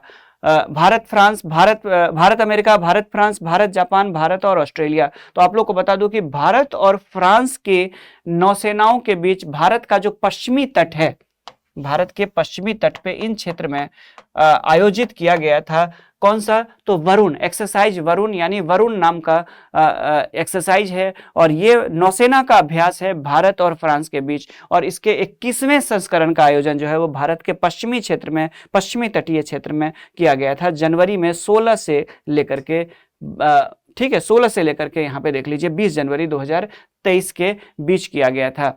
उसके बाद जाकर के आपको पता होगा कि जापान, फ्रांस के साथ भारत कई मामलों में साझेदार रहा है और कई सारे एक्सरसाइज जो है वो भारत फ्रांस के साथ मिलकर के करता है। और उसी में से एक एक्सरसाइज है शक्ति, एक्सरसाइज शक्ति, जो कि भारतीय आर्मी और फ्रांस की आर्मी के साथ होती है। एक्सरसाइज वरुण जो है वो नेवी, जो कि अभी वाला है, एक्सरसाइज वरुण जो है वो भारत और फ्रांस की नेवी के द्वारा ज्वाइंट एक्सरसाइज है।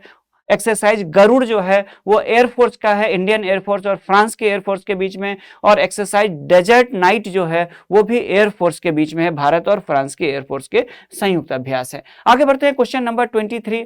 क्वेश्चन नंबर 23 आप लोगों के सामने ये है कि the annual meeting of the world economic forum WEF was held in Davos from January 16 to 20, 2023 in which country is it located. विश्व आर्थिक मंच यानी वर्ल्ड इकोनॉमिक फोरम की जो वार्षिक बैठक है वो दावोस में हुई थी 16 से 20 जनवरी के बीच में, जिसमें विभिन्न देशों के वित्त मंत्रियों ने, उद्योग से जुड़े हुए मंत्रियों ने और बहुत सारे उद्योगपतियों ने प्रतिनिधित्व किया था। और उसमें पूछा यह गया है कि ये कहाँ पे है, आखिर किस देश में है। हर साल वर्ल्ड इकोनॉमिक फोरम की जो बैठक होती है वो स्विट्जरलैंड के दावोस में होती है। और दावोस कहाँ पे है? तो दावोस है स्विट्जरलैंड में। तो इसका आंसर क्या होगा? इसका आंसर होगा सी। तो दावोस स्विट्जरलैंड में है, जहां से 16 से 20 जनवरी के बीच वर्ल्ड इकोनॉमिक फोरम की बैठक हुई थी। इसमें G20 और G7 देशों के साथ साथ दुनिया के 130 देशों के 2700 से अधिक प्रतिनिधियों ने भाग लिया, जिसमें कई राज्यों के, भारतीय राज्यों के मुख्यमंत्री भी गए हुए थे, भारत के भी कई सारे केंद्रीय मंत्री भी गए हुए थे, कई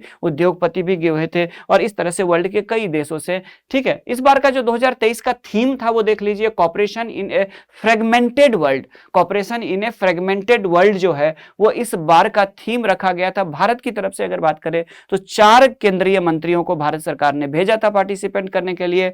अश्विनी वैष्णव, ठीक है, जो कि रेल मंत्री है, आप लोगों को पता होगा, आर.के. सिंह, मनसुख मंडाविया और स्मृति ईरानी ने भाग लिया था। 4 मंत्रियों ने भारत की तरफ से भाग लिया था, केंद्रीय मंत्रियों की बात करें।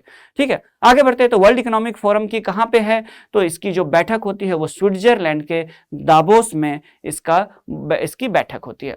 आगे बढ़ते हैं question number 24। Prime minister Shri Narendra Modi flagged off the world's longest river cruise Ganga Vilas from Varanasi on 13 January 2023। Which countries 32 passenger are included in its maiden voyage.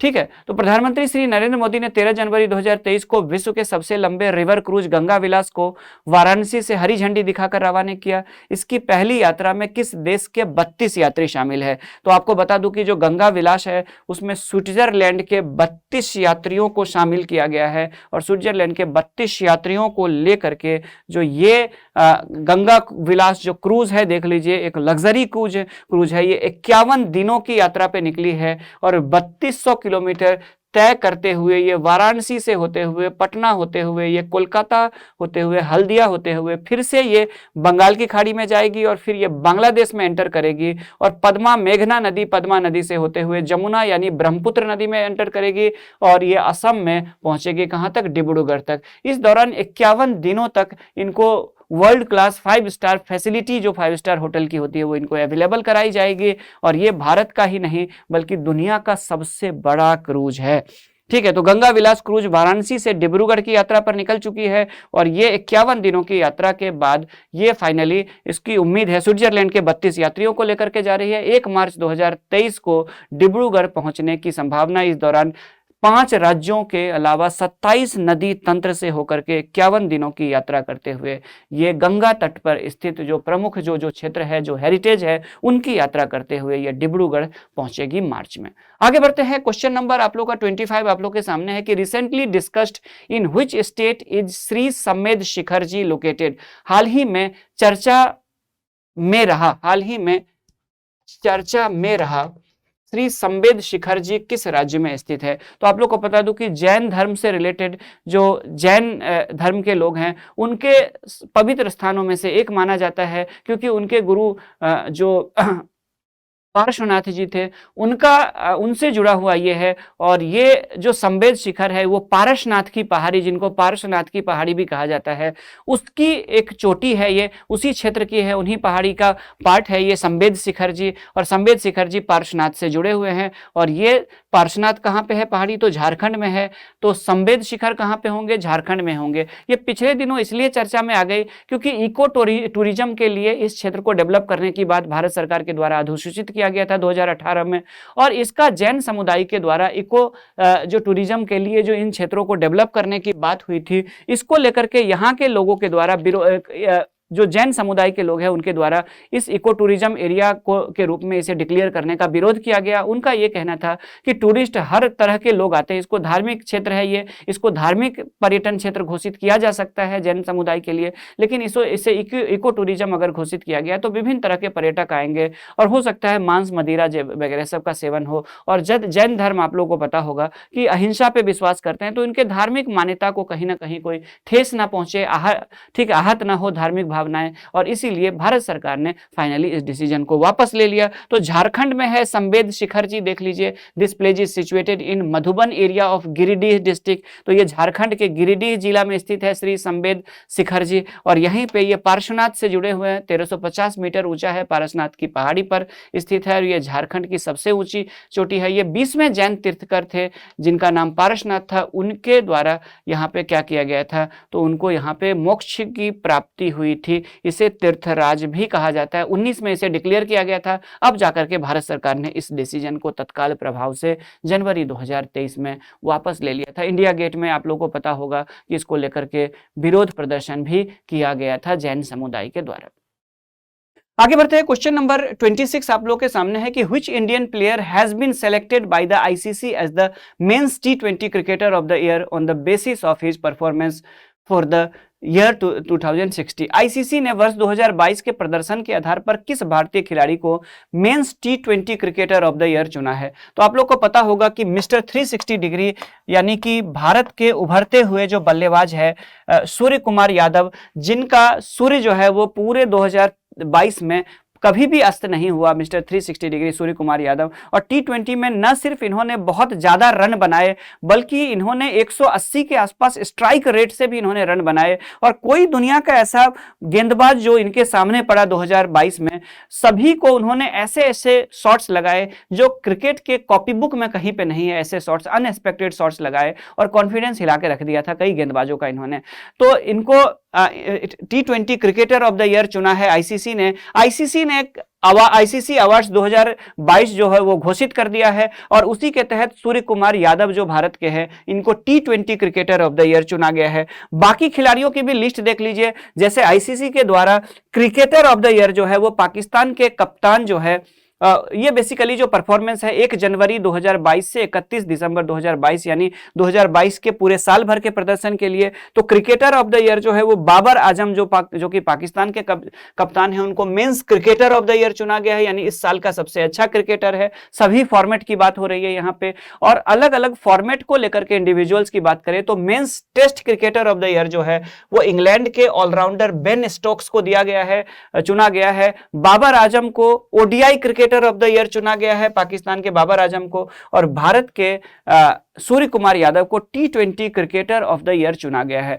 उसके बाद जाकर के मेंस इमर्जिंग प्लेयर की बात करें तो मार्को जॉनसन बहुत ही लंबा तेज गेंदबाज है साउथ अफ्रीका का, इसको उभरता हुआ खिलाड़ी माना गया है, साउथ अफ्रीका का emerging player of the year माना गया। ये बाकी चीजें नहीं पूछी जाती है, वैसे मैंने इसको पीडीएफ में दे दिया है, तो आप लोग टेलीग्राम में इसको आप एक बार आप लोग देख लेंगे। इसको आप देख लीजिएगा, cricketer of the year Babar Azam Pakistan, men's test cricketer of the year Ben Stokes England all rounder है ये, बाबर आजम पाकिस्तान के ODI cricketer of the year, और टी20 क्रिकेटर ऑफ द ईयर जो है मेंस में वो है सूर्य कुमार यादव भारत। ठीक है, तो इनको देख लीजिएगा आप लोग, आईसीसी अवार्ड्स को एक बार देख लीजिएगा पीडीएफ में। और पीडीएफ में इनको अगर आपको प्राप्त करना है तो इन पीडीएफ को प्राप्त करने के लिए आप लोग क्या करेंगे, तो जेएच एजुकेशन इसी नाम से जो हमारा एक टेलीग्राम चैनल भी है, जेएच एजुकेशन 1 करके जो टेलीग्राम चैनल है, तो उसको आप लोग जरूर, उससे आप लोग जुड़ जाए और उससे आप वहां पे पीडीएफ प्राप्त कर सकते हैं। ठीक है, आप लोग एक बार सेशन को भी लाइक कर दीजिएगा, और ऐसे स्टूडेंट जो रेगुलर इन लेक्चर्स को देख तो रहे हैं लेकिन अभी तक उनका मन नहीं हुआ है कि इसे एक बार सब्सक्राइब कर ले, तो प्लीज आप इनको सब्सक्राइब कर लीजिए, और बेल आइकॉन को भी जो नोटिफिकेशन वाला होता है उसको भी क्लिक कर दीजिए, क्योंकि आगे और भी हम लोग कोशिश करेंगे। थोड़ा सा इस महीने में वर्कलोड ज्यादा होने की वजह से थोड़ा सा पीछे चल रहा है करंट अफेयर्स, बहुत जल्द हम लोग इसको अपडेट भी कर लेंगे, और ये स्टार्ट ऑफ द मंथ जो होगा, महीने का स्टार्ट होगा, उसी में पिछले महीने के करंट अफेयर्स की लेक्चर जो है वो अपलोड कर दी जाएगी। थोड़ा सा एक्सपेरिमेंट हम लोग इसमें और कर रहे हैं, आप लोगों का भरोसा बढ़ा रहे, जैसा कि 85% के आसपास जो ये थे क्वेश्चंस थे वो पिछले बार जो है वो 68वीं बीपीएससी में आ गए। हमारी कोशिश है कि 90% के आसपास क्वेश्चन आ जाए, उसके लिए हम लोगों ने जो सोर्सेस है उसमें और 2 सोर्सेस बढ़ाए हैं। आपको बता दूं कि कम से कम 5 से 6 सोर्सेस से कंटेंट लेकर के उसको तैयार किया जाता है, कंपाइल किया जाता है, एडिट किया जाता है, ट्रांसलेट किया जाता है, ताकि आप लोग को एक कंप्लीट 1 मंथ में एक कंप्लीट पूरा इंफॉर्मेशन मिल सके, जो यूपी पीसीएस और बीपीएससी के लिए पूरी तरह से सफिशिएंट हो, पर्याप्त हो, और कोई सोर्स ना पढ़ना पड़े। कोई और सोर्स पढ़े वो आपकी मर्जी है, लेकिन किसी और सोर्स को नहीं पढ़ के भी अगर इतने सोर्स को आप पढ़ के जाते हैं तो एग्जाम में आसानी से आप 90% क्वेश्चन को सॉल्व कर सके। इसी लक्ष्य के साथ हम लोग जो है इस सेशन को चला रहे हैं। इस बार से एक नया यही किया है कि क्वेश्चन का दायरा बढ़ाया, एरिया का दायरा बढ़ाया, सोर्सेज को बढ़ाया है। 68वीं की सफलता के बाद 69 में उम्मीद है कि थोड़ा और ज्यादा बेहतर रहे, यहां से एग्जाम में क्वेश्चंस आए, और इसीलिए हम लोगों ने क्या किया कि सेपरेट से 2 और सेशन चलाएंगे हर महीना। एक होगा यूपी करंट अफेयर्स का, एक लेक्चर होगा वीडियो लेक्चर जिसमें यूपी करंट अफेयर्स की बात करेंगे, और एक बिहार करंट अफेयर्स। इसके अलावा ये जो होगा ये यूपी बिहार पूरा, इसमें नेशनल इंटरनेशनल स्पोर्ट्स अदर सब कुछ है। ठीक है, तो 3 ये हो जाएंगे, और मेंस की भी सीरीज बहुत जल्द आप लोग की शुरू की जाएगी। तो एक बार सेशन को लाइक कर दीजिए आप लोग। क्वेश्चन नंबर 27 आप लोगों के सामने ये है, देख लीजिए। क्वेश्चन नंबर 27 है कि who led the Indian team in the under 19 women T20 world cup. Under 19 आपको पता होगा कि अभी अभी दक्षिण अफ्रीका में आयोजित किया गया था। तो भारतीय टीम का प्रतिनिधित्व किसने किया था? भारतीय टीम ने, यहां पे बता दूं कि पहली बार आईसीसी की T20 जो अंडर 19 वर्ल्ड कप है उसका जो आयोजन किया गया था, उसका पहला खिताब ही भारतीय अंडर 19 टीम ने जीती है यहाँ पे। और शेफाली वर्मा जो है वो भारत की कप्तान रही थी, आप लोगों को पता होगा। तो भारत की कप्तान कौन थी? तो भारत की कप्तान थी शेफाली वर्मा, और इन्होंने लीड किया था। दक्षिण अफ्रीका में इसका आयोजन किया गया था, ये देख लीजिए टीम को, और दक्षिण अफ्रीका में ये आयोजित किया गया था under 19 T20 world cup. Bharat ने फाइनल में इंग्लैंड को हराया 7 विकेट से, और भारत ने ये खिताब जीत लिया। हालांकि इंग्लैंड के कप्तान क्रिस सिक्वेंस जो है वो ऑलराउंडर प्रदर्शन की थी, प्लेयर ऑफ द टूर्नामेंट उनको चुना गया, और शेफाली वर्मा जो है वो भारत टीम की कप्तान थी, इंग्लैंड की कप्तान थी ग्रेस सीक्वेंस। इसका जो आयोजन था वो किया गया था साउथ अफ्रीका में। ठीक है, आगे बढ़ते हैं। क्वेश्चन नंबर 28 आप लोगों के सामने है कि which team won the hockey world cup 2023 title by defeating Belgium in the final held in Odisha. Odisha में आयोजित हॉकी विश्व कप 2023 किस टीम ने फाइनल में बेल्जियम को हरा करके जीता था? क्वेश्चन नंबर 28 आप लोगों के सामने है। तो बेल्जियम को हरा करके 5-4 से पराजित किया था, यहां पे देख लीजिए किस टीम ने। तो बेल्जियम को हराया था 5-4 से जर्मनी की टीम ने। ओडिशा में इसका वर्ल्ड कप का आयोजन किया गया था, कलिंगा स्टेडियम में इस फाइनल मैच का आयोजन किया गया था। ठीक है, कलिंगा स्टेडियम जो है वो ओडिशा में है, भुवनेश्वर में है, जहां पे इसका आयोजन किया गया था।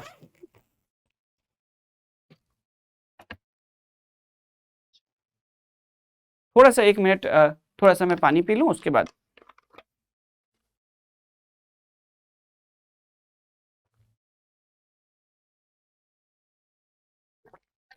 आगे बढ़ते हैं। नेक्स्ट, अगला क्वेश्चन। तो जर्मनी में इसका आयोजन किया है, ये जर्मनी ने जीता है 5-4 से बेल्जियम को पराजित किया था। ओडिशा के कलिंगा स्टेडियम में इस वर्ल्ड कप का आयोजन किया गया था।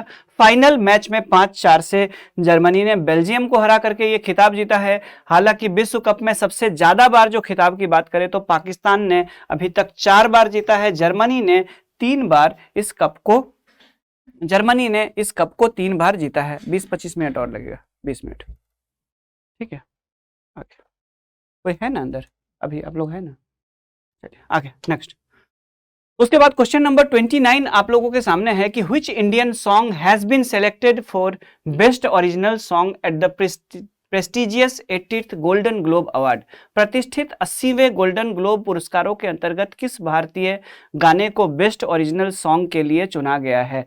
कसूरी, यहाँ पे फितूर, केशरिया और नाटू नाटू। तो RRR की जो साउथ इंडियन मूवी है, तेलुगु मूवी जो है, और ये मूल रूप से तेलुगु मूवी है RRR, इसका एक गाना है नाटू नाटू, और उसको गोल्डन ग्लोब, आपको बता दूं ऑस्कर की ही तरह एक प्रतिष्ठित अवार्ड माना जाता है। और RR फिल्म का जो गाना है नाटू नाटू, उसको गोल्डन ग्लोब पुरस्कार के अंतर्गत भारतीय गाना को बेस्ट ओरिजिनल सॉन्ग के रूप में चुना गया है, नाटू नाटू, जो कि RRR मूवी का गाना है। तो यहां पे देख लीजिए 80वां गोल्डन ग्लोबल पुरस्कार की घोषणा की गई जनवरी 2023 में। देसी विदेशी अलग अलग फिल्मों के अलग अलग कलाकारों को दिया गया, और इसी के तहत जो RRR का जो गाना है नाटू नाटू, उसको बेस्ट ओरिजिनल सॉन्ग के लिए गोल्डन ग्लोब अवार्ड मिला है। क्वेश्चन नंबर 30 की तरफ बढ़ते हैं। देख लीजिए क्वेश्चन नंबर 30 आप लोग के सामने क्या है कि in what form has the United Nations general assembly declared the year 2023। In what form has the United, संयुक्त राष्ट्र महासभा ने वर्ष 2023 को किस रूप में घोषित किया है? यानी कि 2023 जो है उस वर्ष को भारत ने 2018 में रिकमेंड किया था पोषक अनाज वर्ष के रूप में। आपको पता होगा पोषक अनाज कहने का मतलब है कि चावल और गेहूं के अलावा वो मोटे अनाज, जब गेहूं लोकप्रिय नहीं था तो दुनिया में सबसे पॉपुलर अनाजों में से हुआ करता था, और बड़ी संख्या में अभी भी अलग अलग देशों में ये प्रमुख अनाज का कार्य करता है। तो इन सभी को जो सेरल्स होते हैं, जो मोटे वाले अनाज होते हैं उनको संयुक्त रूप से मिला करके पोषक अनाज कहा जाता है, जिसमें बाजरा भी आती है, जिसमें रागी भी आती है और इसमें और भी बहुत सारे फसलें आती है। और भारत के ही रिकमेंडेशन पे भारत ने फूड एंड एग्रीकल्चर ऑर्गेनाइजेशन यानी FAO को रिकमेंड किया था और उसके बाद जाकर के UNO को रिकमेंड किया गया और फाइनली क्या हुआ, FAO ने किया और फाइनली UNO ने अंतर्राष्ट्रीय पोषक वर्ष यानी इंटरनेशनल ईयर ऑफ न्यूट्रिशियस सेरेल्स के रूप में 2023 को मनाने का फैसला किया है। कई लोग इसको बाजरा वर्ष भी कह सकते हैं क्योंकि बाजरा भी इसी में शामिल है, ठीक है, तो इसी को बाजरा वर्ष भी आप कह सकते हैं। तो ये सब के सब क्या है, मिलेट्स और न्यूट्रिशन सेरेल्स में भारत में कौन है, तो भारत में बाजरा सबसे प्रमुख है। हालांकि और भी बहुत सारे जो अनाज होते हैं उनको पोषक अनाज कहा जाता है, जिसमें बाजरा भी आते हैं, जिसमें और भी बहुत सारे मोटे अनाज आ जाते हैं जैसे कि,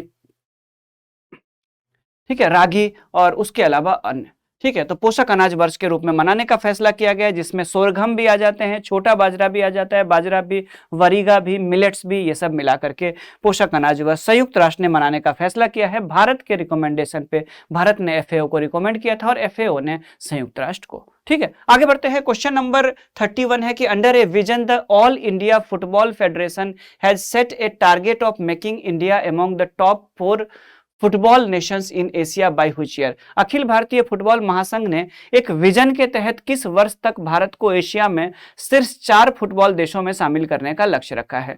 तो आपको एक चीज बता दूं कि अखिल भारतीय जो फुटबॉल महासंघ है उनका लक्ष्य यह है कि भारत जो है वो 2047 तक भारत के फुटबॉल में इतना सुधार आए कि भारत में अलग अलग ग्रेड के बच्चों से लेकर के बड़ों तक बहुत सारे कोचेस तैयार किया जा सके, प्लेग्राउंड तैयार किया जा सके, स्कूलों में और युवाओं को फुटबॉल में प्रमोट किया जाए, ताकि भारत की जो फुटबॉल की रैंकिंग 100 के नीचे है, 100 से भी नीचे है, उसमें सुधार आ सके और भारत एशिया के टॉप 4 फुटबॉल देशों में, फुटबॉल नेशन में, जैसे साउथ कोरिया, जापान, ये सब आपको पता होगा एशिया के टॉप फुटबॉल देश है। उसके बाद जाकर के कतर है, सऊदी अरब, ये सब फुटबॉल देश जो है वो एशिया के टॉप देशों में से शामिल है, फुटबॉल वाले देशों में। तो उसमें भारत को शामिल किया जा सके, इसके लिए एशिया के 4 टॉप फुटबॉलर देशों में शामिल करने के लिए 2047 का टारगेट रखा गया है और इसी को विजन 2047 नाम दिया गया है भारतीय फुटबॉल संघ के द्वारा। तो भारतीय फुटबॉल संघ ने विजन 2047 नाम से एक रोड मैप तैयार किया है, ठीक है, और इसके तहत क्या होगा कि बड़े बड़े लीगों में भी भारतीय टीम भाग लेने का प्रयास करेगी, जीतने का प्रयास करेगी और 47 तक एशिया की टॉप 4 टीम बनने का प्रयास करेगी। आगे बढ़ते हैं। क्वेश्चन नंबर 32 आप लोग के सामने है कि recently 21 island of Andaman and Nicobar have been renamed to mark the birth anniversary of which great freedom fighter. हाल ही में किस महान स्वतंत्रता सेनानी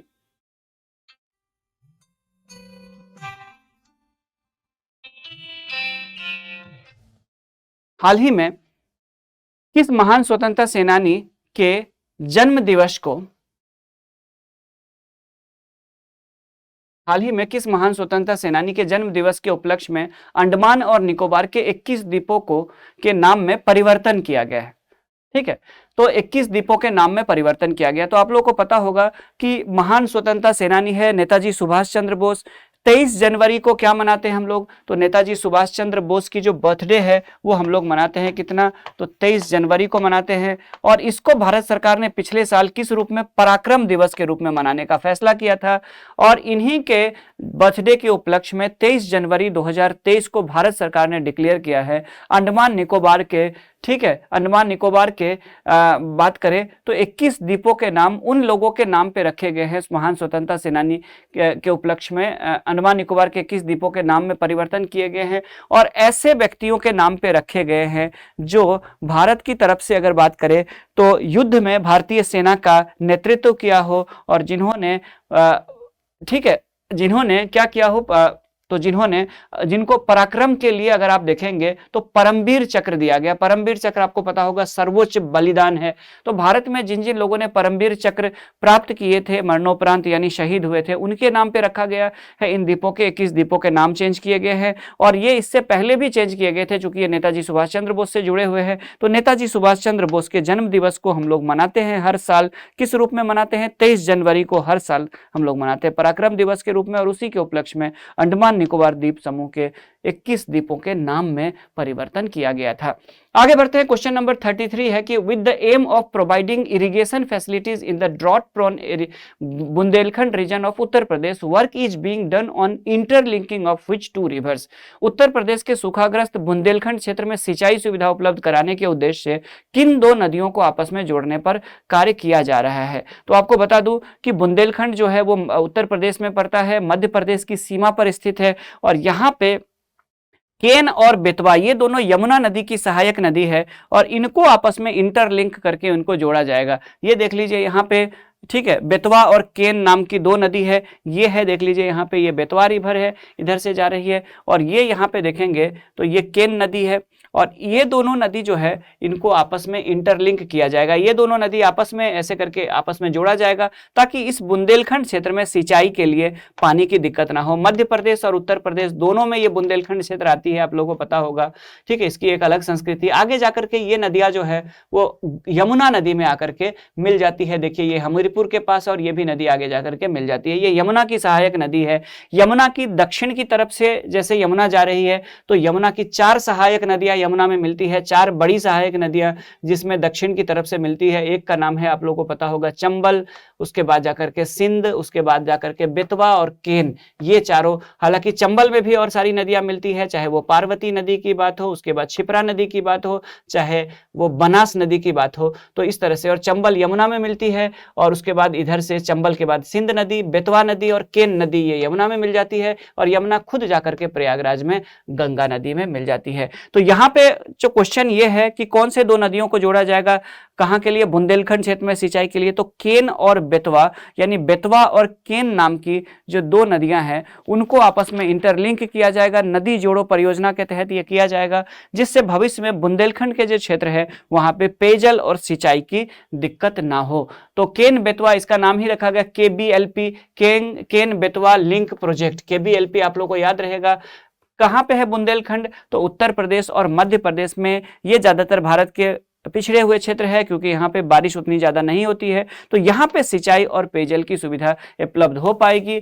देश में टोटल 30 से अधिक नदियों को जोड़ने की योजना है। आगे बढ़ते हैं, नेक्स्ट क्वेश्चन नंबर 34 देख लीजिए क्या है। तो क्वेश्चन नंबर 34 आप लोगों के सामने है कि मोर रिसेंटली डेवलप्ड भारोस। देखिए फिर से रिपीट हो रहा है ये क्वेश्चन, थोड़ा सा इसमें अलग करके मैंने ये क्वेश्चन को बनाया है। भारोस इज ए, भारोस क्या है यहाँ पे, तो अभी अभी आप लोगों ने जस्ट प्रैक्टिस किया है, तो अभी हाल ही में विकसित भारोस क्या है। आप लोगों को हिंट दे दूं मैं थोड़ा सा, IIT मद्रास के द्वारा डेवलप किया गया भारोस क्या है, तो भार मतलब भारत और ओस मतलब ऑपरेटिंग सिस्टम। तो क्या है, ये एक मोबाइल ऑपरेटिंग सिस्टम है। कौन सा, तो ये मोबाइल को ठीक उसी तरह से जैसे एंड्रॉइड के द्वारा ऑपरेट किया जाता है और iOS के द्वारा एप्पल के फोन को ऑपरेट किया जाता है। तो ये भारत के द्वारा स्वदेशी भारोस जो क्या है ऑपरेटिंग सिस्टम है, जिसको रिसेंटली जिसकी सक्सेसफुली टेस्ट की गई है, और इसकी जो टेस्टिंग है वो सफल रही थी, IIT मद्रास के द्वारा बनाया गया है। तो इसका आंसर क्या होगा, तो इसका आंसर होगा कि ये मोबाइल ऑपरेटिंग सिस्टम है जिसको रिसेंटली टेस्ट किया गया है भारोस को, और भारोस जो है वो पूरी तरह से सफल रही है। भारत के लिए ये एक अच्छा अपॉर्चुनिटी है आगे बढ़ने का, और फ्यूचर में जो है भारत का अपना ही एंड्रॉइड ऑपरेटिंग सिस्टम डेवलप हो जाएगा। चलिए आगे बढ़ते हैं, नेक्स्ट। तो देख लीजिए यहाँ पे भारोस को लेकर के ये एक ऑपरेटिंग सिस्टम सॉफ्टवेयर है, और इसके साथ ही क्या होगी, तो ये सारी चीजें आप लोग PDF में इसके बारे में पूरा देख लीजिएगा। स्मार्टफोन में बेसिकली यूज किया जाएगा। अभी तक अगर बात करें तो अभी तक भारत में एंड्रॉइड का और iOS का ही उपयोग किया जाता रहा है। आगे बढ़ते हैं, क्वेश्चन नंबर 35 आप लोग के सामने है कि according to the recently released world economic situation and prospects report 2023 by the United Nations, what is the estimated global GDP growth rate in the year 2023। संयुक्त राष्ट्र द्वारा हाल ही में जारी world economic situation and prospects report 2023 के अनुसार वर्ष 2023 में वैश्विक GDP यानी विश्व के सभी देशों की GDP में कितना विकास रहने का 2023 में अनुमान है विकास दर। तो आपको एक चीज बता दूं कि पोस्ट कोविड से अभी दुनिया नहीं उबरी है, कोविड से उबरने के बाद जो चीजें हैं, समस्या अभी भी बरकरार है, बहुत सारी समस्या है। क्लाइमेट चेंज भी एक बहुत बड़ा चैलेंज है, जलवायु परिवर्तन भी है, दुनिया में पेट्रोलियम के प्राइसेस बढ़े, ये भी चैलेंज है, और यूक्रेन संकट भी बढ़ा है, ये भी एक चैलेंज है, और खाद्य संकट भी बढ़ा है। इन सभी के संयुक्त प्रभाव से दुनिया की जीडीपी ग्रोथ रेट बहुत नीचे चली गई है, और 2023 में अनुमान है कि मात्र 1.9% ही बढ़ेगी। कई देशों की तो हालत खराब है, भारत के पड़ोसी देश देख लीजिए, श्रीलंका की हालत खराब है, पाकिस्तान तो खैर भीख मांगने वाली स्थिति आ गई है, पाकिस्तानियों की बहुत स्थिति खराब है, भीख दे भी नहीं रहा है कोई। भारत में इनमें देखें तो भारत देख लीजिए 6% से ज्यादा वृद्धि दर रहने वाला है, तो भारत के लिए एक सकारात्मक चीजें ये है। वर्ल्ड की बात कर ले तो वर्ल्ड में कई सारे देशों के नेगेटिव ग्रोथ रेट रहेंगे, और वर्ल्ड का एवरेज कितना बैठता है, ओनली 1.9%। तो संयुक्त राष्ट्र के जो जारी जो रिपोर्ट है, world economic situation and prospects report 2023, उसके अनुसार सिर्फ दुनिया में 2023 में सिर्फ 1.9% ग्रोथ, बहुत ही चिंताजनक बात है।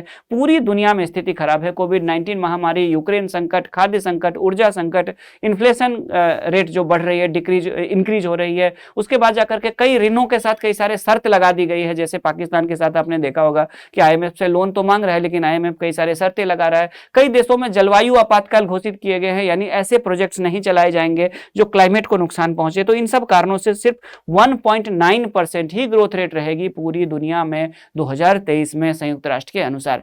आगे बढ़ते हैं, क्वेश्चन नंबर 36 है कि leftist leader Luiz Inacio Lula da Silva has been elected as the president of which country for the third time in the recently held election। तो हाल ही में जो चुनाव हुआ है उसमें वामपंथी नेता लुइज इनासियो लूला डी सिल्वा, इनका पूरा नाम है, तीसरी बार प्रधानमंत्री बने हैं, राष्ट्रपति बने हैं। तो आप लोगों को एक चीज बता दूं, यहाँ पे अर्जेंटीना, श्रीलंका, स्पेन और ठीक है, स्पेन की बात करें और श्रीलंका की बात करें, अर्जेंटीना और ब्राजील की, तो ब्राजील के राष्ट्रपति लूला डी सिल्वा बने हैं। आप लोगों को पता होगा, वामपंथी नेता है, ये देख लीजिए, इनका नाम है लूला डी सिल्वा के नाम से ज्यादा फेमस है, लुइस इनासियो लूला डी सिल्वा, तीसरी बार ब्राजील के बने हैं। ठीक है, वर्कर पार्टी यहाँ पे ब्राजील में एक है जो कि लेफ्टिस्ट है, यानी वामपंथी विचारधारा वाली पार्टी है, वर्कर पार्टी नाम है। वर्कर एंड पीजेंट्स यानी किसान और मजदूर से ही ज्यादा मुद्दा उठाते हैं वामपंथी लोग, तो वर्कर का मतलब ही यहाँ पे मजदूर पार्टी है, और जैसे ब्रिटेन में एक लेबर पार्टी भी है, तो ये वर्कर पार्टी से है, और लूला डी सिल्वा ब्राजील में तीसरी बार राष्ट्रपति बने हैं। क्वेश्चन नंबर 37 आप लोगों के सामने ये है, देख लीजिए, क्वेश्चन नंबर 37 है कि Koneru Humpy is related to which sport. Koneru Humpy का संबंध किस खेल से है? तो आप लोग को एक चीज बता दूं कि कोनेरू हम्पी भारत की वरिष्ठ टेनिस खिलाड़ी है, भारत की ग्रैंड मास्टर रही है, तो शतरंज की खिलाड़ी है। टेनिस गलती से निकल गया होगा तो क्षमा उसके लिए, शतरंज खिलाड़ी है, ठीक है। तो भारत की प्रसिद्ध शतरंज खिलाड़ी है कोनेरू हम्पी, और कोनेरू हम्पी का संबंध किससे है, कौन से खेल से है? तो कोनेरू हम्पी का जो संबंध है वो है, ठीक है, कोनेरू हम्पी का जो संबंध है वो है किससे?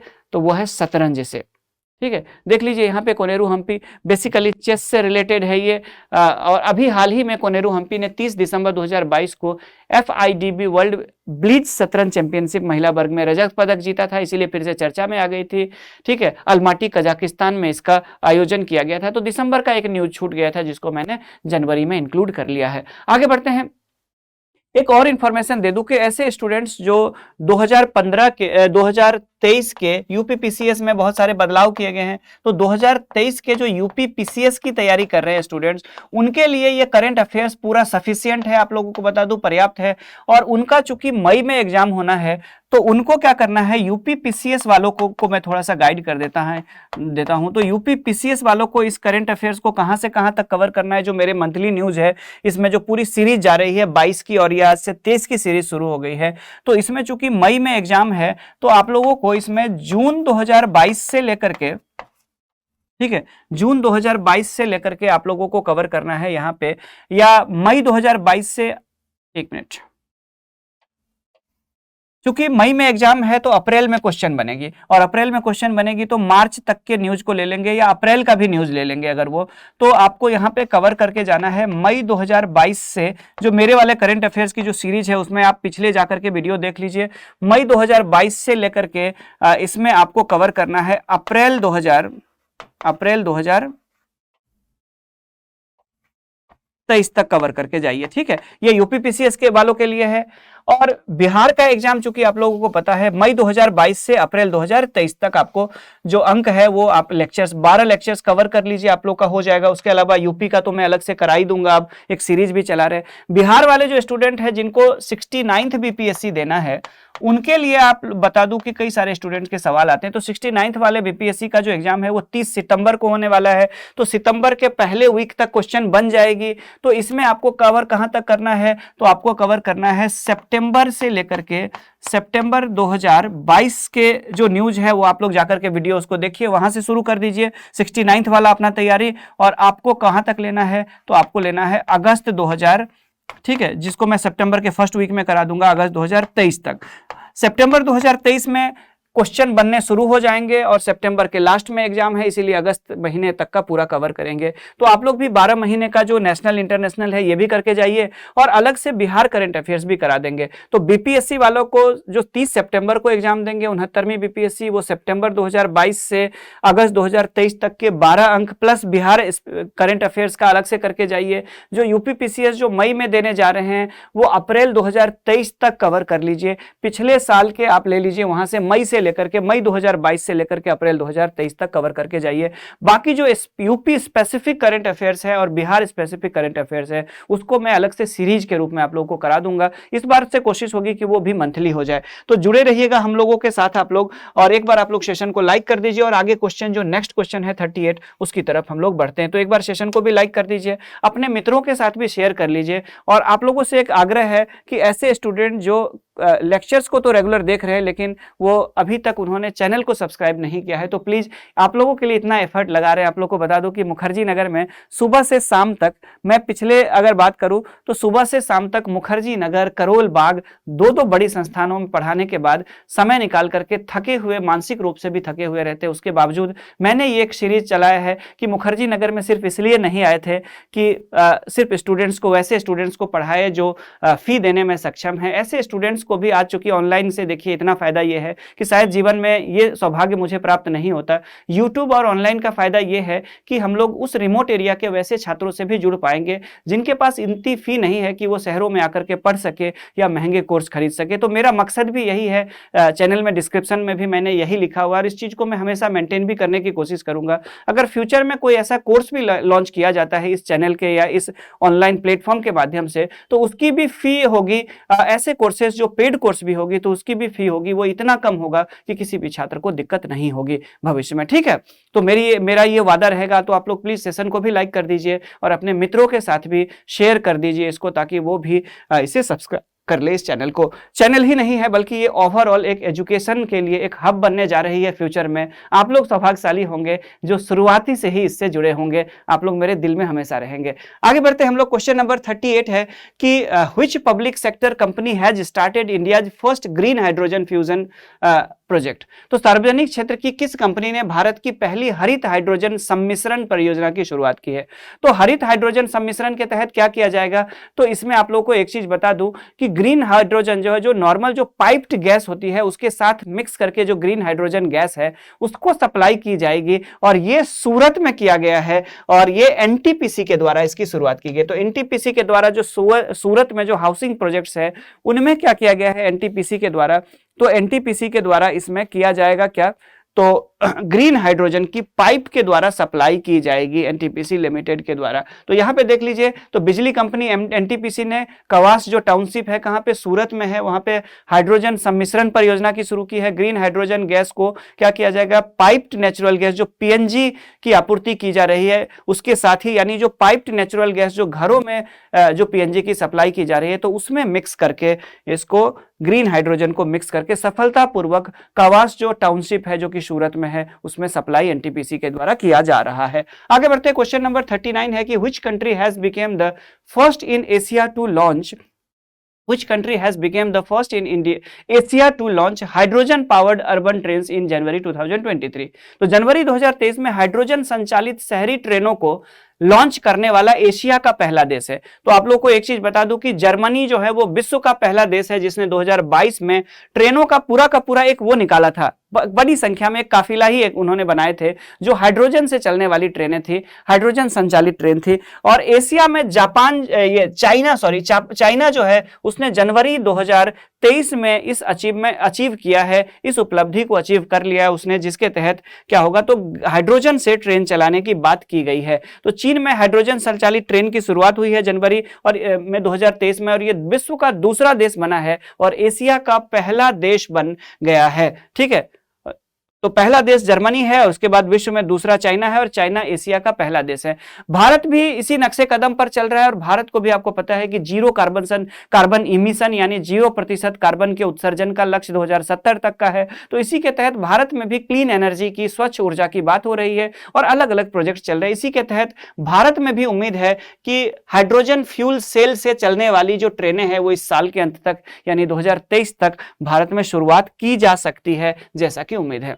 आगे बढ़ते हैं, क्वेश्चन नंबर 40 आप लोगों के सामने है। क्वेश्चन नंबर 40 है कि recently the country's first state which with fully digital banking service has became, हाल ही में पूरी तरह से डिजिटल बैंकिंग सेवा वाला देश का पहला राज्य बना है। तो बहुत सारे कर्नाटक में सुधार, ये केरल में बहुत सारे सुधार किए गए हैं और केरल जो है वो पूरी तरह से डिजिटल बैंकिंग यानी किसी न किसी तरह से डिजिटल रूप से पूरी तरह से बैंकिंग का संचालन किया जाता है, पूरी तरह से ऑनलाइन। और ये केरल भारत का पहला पूरी तरह से डिजिटल बैंकिंग वाला राज्य बन गया है। भारत का केरला पूरी तरह से डिजिटल बैंकिंग वाला भारत का पहला राज्य बन गया है। इससे पहले 2021 में जो केरल का ही त्रिशूर जो है वो भारत का पहला जिला बना था, पूरी तरह से जो डिजिटल डिस्ट्रिक्ट है वो 2021 में केरल का ही त्रिशूर बना था।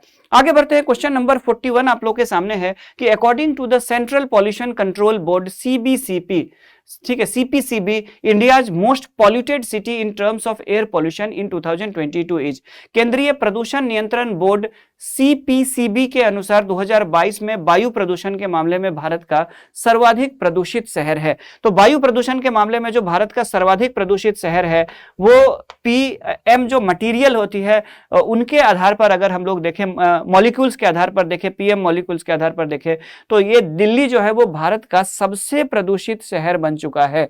ठीक है, 2.5 जो पीएम 2.5 यानी कि बात करें तो उस साइज के जो मॉलिक्यूल्स होते हैं या लेवल जो होती है उसमें सबसे ज्यादा प्रदूषण जो है वो दिल्ली की है। देख लीजिए यहाँ पे, तो केंद्रीय प्रदूषण नियंत्रण बोर्ड ने सीपीसीबी ने 2022 में दिल्ली को सबसे ज्यादा प्रदूषित शहर घोषित किया है। यहाँ पे पार्टिकुलेट जो मैटर्स होती है, अगर बात करें पीएम जिसको कहा जाता है 2.5 साइज का जो होता है, माइक्रोग्राम साइज का होता है, यानी ऐसे ठीक है, पीएम का मतलब पार्टिकुलेट मैटर्स होती है, यानी ऐसे कण जो 2.5 माइक्रोग्राम के होते हैं या उससे कम के होते हैं। तो ये हवा में उड़ते रहते हैं डस्ट के रूप में, ये आसानी से सांस के माध्यम से फेफड़े में पहुंच जाते हैं और ये बीमारी पैदा करने में सक्षम होते हैं। तो इस वाले मामले में अगर देखें 2.5 जो पीएम स्तर की बात करें तो उसके संबंध में दिल्ली सबसे ज्यादा प्रदूषित शहर रहा है। और दिल्ली के ही बगल में जो फरीदाबाद है एनसीआर में, वो सेकेंड पोजीशन पे है और गाजियाबाद तीसरे स्थान पर है। तो कुल मिलाकर के एनसीआर की जो स्थिति इतनी खराब है कि धुआं और डस्ट जो है वो पूरे एनसीआर में हेल्थ खराब, मतलब तीनों के तीनों ही एनसीआर में है। दिल्ली हो गए, उसके बाद फरीदाबाद और उसके बाद गाजियाबाद। तो कुल मिलाकर के ये फेफड़ा को नुकसान करती है, ब्लड सर्कुलेशन को नुकसान करती है 2.5 एम वाला जो पार्टिकल्स होता है वो। ठीक है, आगे बढ़ते, क्वेश्चन नंबर 42 है कि the theme of world Hindi day 2023 विश्व हिंदी दिवस 2023 का थीम है। तो विश्व हिंदी दिवस 2023 जो है वो हम लोगों ने हाल ही में मनाए थे। ठीक है, हाल ही में मनाए थे हम लोगों ने, कितने तारीख को मनाए थे देख लीजिए। तो हम लोगों ने हाल ही में विश्व हिंदी दिवस जो है वो हम लोगों ने सेलिब्रेट किया था 10 जनवरी को। तो 10 जनवरी को हम लोगों ने विश्व हिंदी दिवस सेलिब्रेट किया था और इसका जो थीम है वो थीम रखा गया था कौन सा, make Hindi the language of public opinion without forgetting the importance of their mother tongue. ठीक है, तो हिंदी को मदर टंग की बात करें तो हिंदी को जनमत की भाषा बनाना बगैर उनकी मातृभाषा की महत्ता को भूले। तो किसी को किसी की मातृभाषा को नहीं भूलना है, चाहे दक्षिण का तमिलनाडु है, केरल है, मलयालम बोलने वाले लोग हैं, कन्नड़ बोलने वाले लोग हैं, तमिल बोलने वाले लोग हैं, मराठी बोलने वाले लोग हैं, तो उनकी मातृभाषा पे कोई प्रभाव नहीं पड़े, लेकिन हिंदी को एक लोकप्रिय और जनमत की भाषा बनाया जाए, इसी उद्देश्य को, इसी उद्देश्य वाक्य या इसी को थीम को रखते हुए हम लोगों ने 10 जनवरी को विश्व हिंदी दिवस यानी वर्ल्ड हिंदी डे हम लोगों ने सेलिब्रेट किया था। और वर्ल्ड हिंदी डे जो है वो हर साल सेलिब्रेट किया जाता है हिंदी भाषा को लोकप्रिय बनाने के लिए। ये इस बार का थीम था, देख लीजिए। पहली बार इसका आयोजन जो है वो किया गया था 1975 में, ठीक है, जिसमें 30 देशों के 122 प्रतिनिधियों ने भाग लिया था। आगे बढ़ते हैं। क्वेश्चन नंबर 43 आप लोगों के सामने ये रहा। क्वेश्चन नंबर 43 है कि what is the rank of India in the new passport ranking released by Henley Passport Index in January 2023। तो हेनले पासपोर्ट इंडेक्स द्वारा जो जनवरी 2023 में जो पासपोर्ट की नई रैंकिंग जारी की गई है, साल में 2 बार हेनले के द्वारा ये जारी की जाती है रैंकिंग। तो इस बार अगर देखें तो इस बार भी जापान पहले की तरह जापान भी इस बार भी टॉप पे रहा। भारत की रैंकिंग में मामले में यह है कि भारत पिछले बार 2022 में अगर बात करें तो 2023 में जो अभी जारी की गई है, पिछले बार का जो जस्ट रैंकिंग था 6 महीना पहले का, उसमें 87वें पोजीशन पे था भारत, और 2 अंकों के सुधार के साथ 85वें रैंक पे आ गया है भारत। तो इंडिया का 85th रैंक आ गया है हेनले पासपोर्ट इंडेक्स में। 193 देशों की सूची है, कई देश सेम एक ही रैंक पे है, 5-5, 6-6 देश सेम रैंक पे है, इसीलिए 193 देशों की बात करें 100 तो उसमें अगर हम लोग देखेंगे यहाँ पे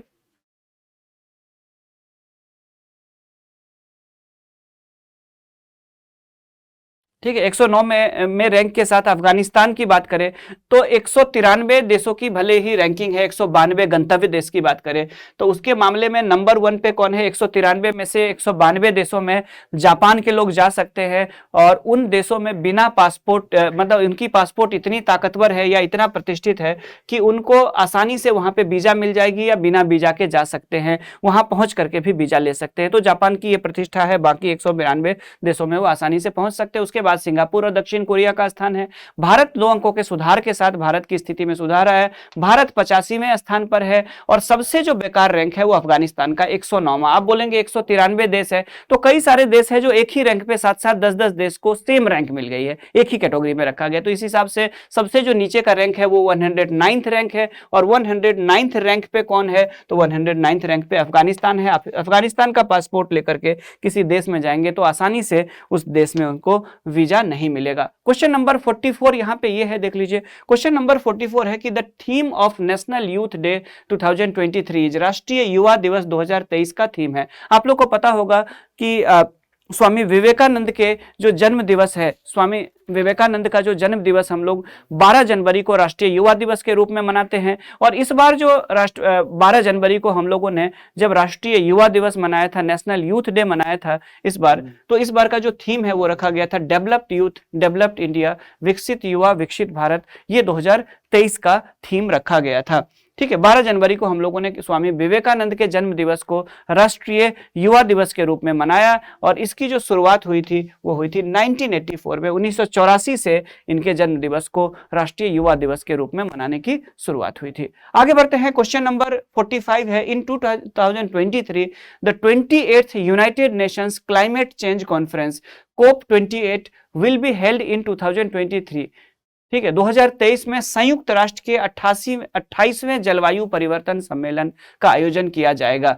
तो जो COP28 है, यानी संयुक्त राष्ट्र का जो 28वां जो जलवायु परिवर्तन सम्मेलन है कोप, ठीक है, ये समिट जो होगी ये होने वाली है दुबई में, यानी संयुक्त अरब अमीरात के दुबई में इसका आयोजन किया जाने वाला है। ठीक है, 30 नवंबर से 12 दिसंबर 2023 के बीच दुबई में इसका आयोजन किया जाना है। तो ठीक है, क्लाइमेट चेंज कॉन्फ्रेंस की बात करें, United nation climate change conference COP28 की बात कर ले तो ये UAE में, संयुक्त अरब अमीरात में होगा इसका आयोजन। और इसके लिए जो है सुल्तान अहमद अल जाबिर को संयुक्त राष्ट्र के 28वें जलवायु परिवर्तन सम्मेलन के लिए अध्यक्ष नामित किया गया है। किनको नामित किया गया है? संयुक्त अरब अमीरात ने सुल्तान अहमद अल जाबिर को इन्होंने क्या बनाया है? तो अध्यक्ष के तौर पे नामित किया गया है। आयोजन कब होगा? 30 नवंबर से लेकर के 12 दिसंबर 2023 के बीच में होगा, इसका आयोजन किया जाएगा।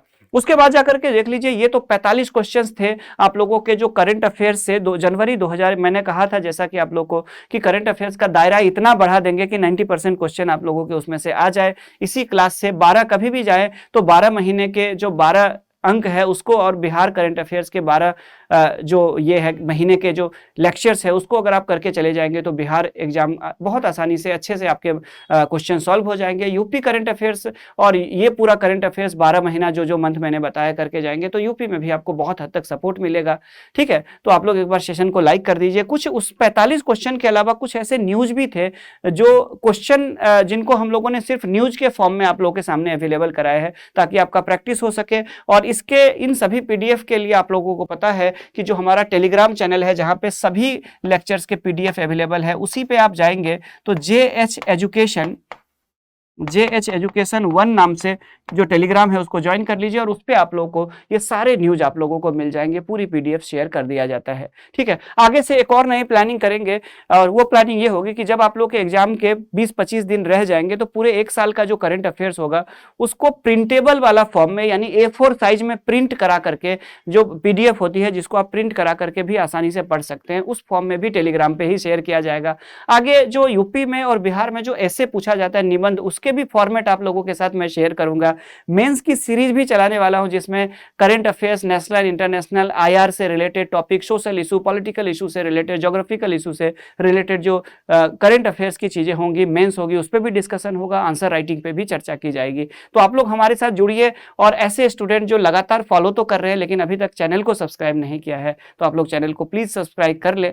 अब देखिए कुछ न्यूज और रह गई है, जैसे केरल के मुख्यमंत्री जी देख लीजिए यहाँ पे, तो कोल्लम चर्चा में रहा। केरल का जो कोल्लम है वो किस लिए चर्चा में रहा, कोल्लम डिस्ट्रिक्ट, तो कोल्लम डिस्ट्रिक्ट इसलिए चर्चा में रहा कि 15 जनवरी को वहां के मुख्यमंत्री केरल के पिनाराई विजयन ने क्या किया, कोल्लम जिले को संविधान साक्षर जिला घोषित किया है। यानी ये पहला ऐसा जिला होगा जहां के लोगों को, बच्चों को छोड़ करके जो बड़े लोग हैं उनको संविधान की मूल बातें पता है, बेसिक बातें पता है और ये अपने आप में एक अनूठा प्रयोग है। तो केरल का कोल्लम जिला जो है वो भारत का पहला ऐसा जिला संविधान साक्षर जिला बन गया है। तो ये एक न्यूज हो गया यहाँ पे।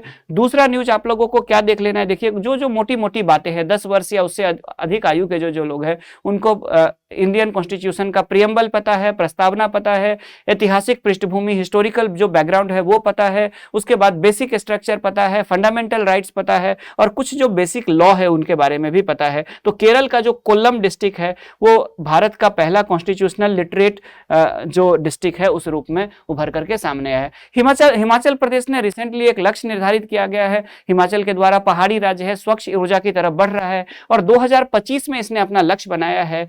ठीक है, 2025 में हिमाचल प्रदेश ने लक्ष्य रखा है क्या, तो हरित राज्य बनने का, यानी ग्रीन स्टेट बनने का, यानी इस राज्य में किसी भी प्रकार से कोई ऐसे ऊर्जा का उपयोग नहीं किया जाएगा जिससे कि कार्बन का उत्सर्जन हो पर्यावरण में या जल या वायुमंडल में कार्बन की मात्रा बढ़े। तो हरित राज्य बनने की तरफ बढ़ रहा है, 2025 का इसने लक्ष्य निर्धारित किया गया है हिमाचल प्रदेश ने। इसके तहत ये सौर ऊर्जा और अन्य जो हरित ऊर्जा है उसकी तरफ धीरे धीरे करके इन्वेस्टमेंट करेगा और उसको प्रमोट करने की बात की गई है हिमाचल प्रदेश में। आगे बढ़ते हैं।